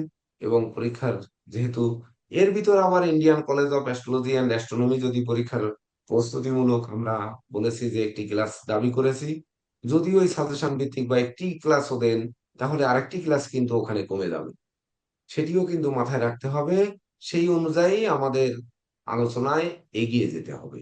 আমার ইচ্ছা রয়েছে যে সকল দিকে যে টাস্কগুলো দিব শুধু মৌখিক পরীক্ষার উত্তর দেওয়ার জন্য নয়, এই ক্লাস হচ্ছে আপনাদের অনুধাবন করার জন্য, যে আপনাদের শেখার জন্য। এটাই জীবনের ভিত। যেমন সুভাষচন্দ্র রায় বললেন যে আমি আসলে বুঝে ফেলেছি, হ্যাঁ আমি বোঝানোর জন্যই তো ক্লাসটা এভাবেই নেওয়ার চেষ্টা করেছি। এটি হচ্ছে আমরা আগে বলেছিলাম যে সনাতন অ্যাস্ট্রোলজিক্যাল কোচিং সেন্টার নতুন রূপে সাজছে, নতুন কারিকুলাম তৈরি করছে। সেই কারিকুলাম শিশুকাল থেকেই যাতে শিখে আসতে পারে, অর্থাৎ প্রাথমিক ব্যাচ থেকে শিখে আসতে পারেন। তাহলে কি হবে, যেহেতু সনাতন অ্যাস্ট্রোলজিক্যাল কোচিং সেন্টার সর্বোচ্চ শিক্ষা দেওয়ার নীতিগত সিদ্ধান্ত নিয়েছে, জ্যোতিষশাস্ত্রে যত উচ্চের শিক্ষা রয়েছে সেটি দেওয়ার নীতিগত সিদ্ধান্ত নিয়েছে। তো সেহেতু আপনাদের যদি গোড়া থেকে গড়ে না তোলা যায়, গোড়া যদি দুর্বল থাকে, তাহলে আপনারা ওই সর্বোচ্চ জায়গায় কিভাবে যাবেন এটি বিবেচনা করে। আর এটির কলকাঠি নেড়েছেন হচ্ছে নীরজকান্তি রায় স্যার, উনি হচ্ছে মাঝি।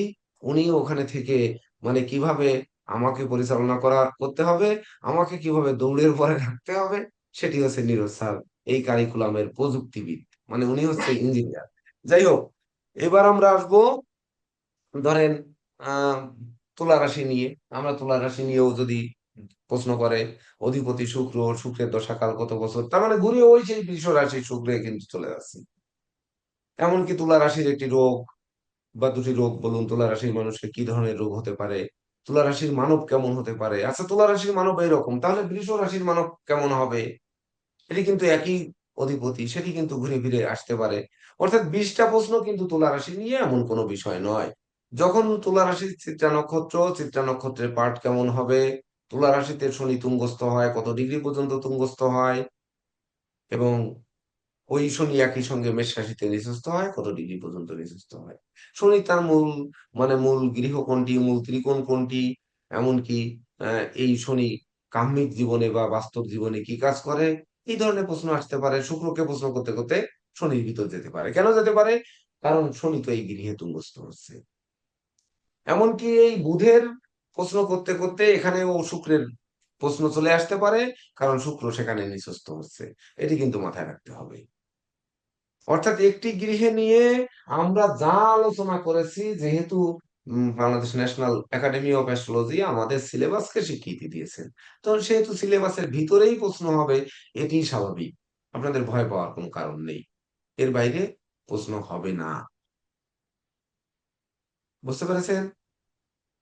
তাহলে আমাদের মনে হয় এইদিকে আমরা না আগালেও হয়। তারপরে ধরেন যেমন ওই ঘুরে ফিরে যদি প্রশ্ন আসে, লগ্ন থেকে দ্বাদশ ভাব, কেউ হয়তো বললো যে এই ভাব থেকে কি বিচার করা হয়, হয়তো কোনো স্যার জিজ্ঞেস করলেন, তাহলে এই 12 ভাব থেকে কি কি বিচার করা হয়, এক একজনকে এক এক ভাব বললো, তাহলে কিন্তু 12 জনকে প্রশ্ন করা হয়ে গেল। তখন কিন্তু যে ওই 12 ভাবকে বিচার করা হলো, তখন কিন্তু ওই যে সবাই মেষ লগ্ন ধরে এই বিচার করে দেবেন, সেটি বললে হবে না। এটি কিন্তু যার যার মতো বলবেন, যে হ্যাঁ ধরুন এই লগ্ন, একজনে যদি মেষ বলে, আরেকজনে বৃষ বলবেন, আরেকজনে মিথুন বলবেন, আরেকজনে কর্কট বলবেন। এটি আপনাদের সবসময় খেয়াল রাখতে হবে যে 1 নম্বর প্রশ্নকর্তার কাছে প্রশ্ন করেছে লগ্নের লগ্ন ভাব থেকে কি বিচার করা হয়। তাহলে লগ্ন ভাব থেকে কি বিচার করা হয় এটা আমরা তো শিখেছি, আমরা জানি।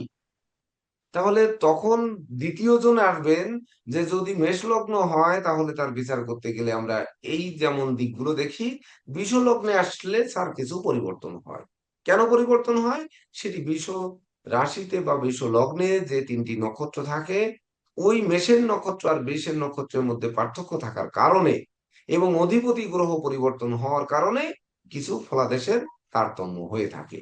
এটি একটানা যে শুধুমাত্র উম, এই লগ্নগত বৈশিষ্ট্য বা লগ্নগত বিষয়, সেটি বিবেচনা করলে হবে না। হয়ে গেল।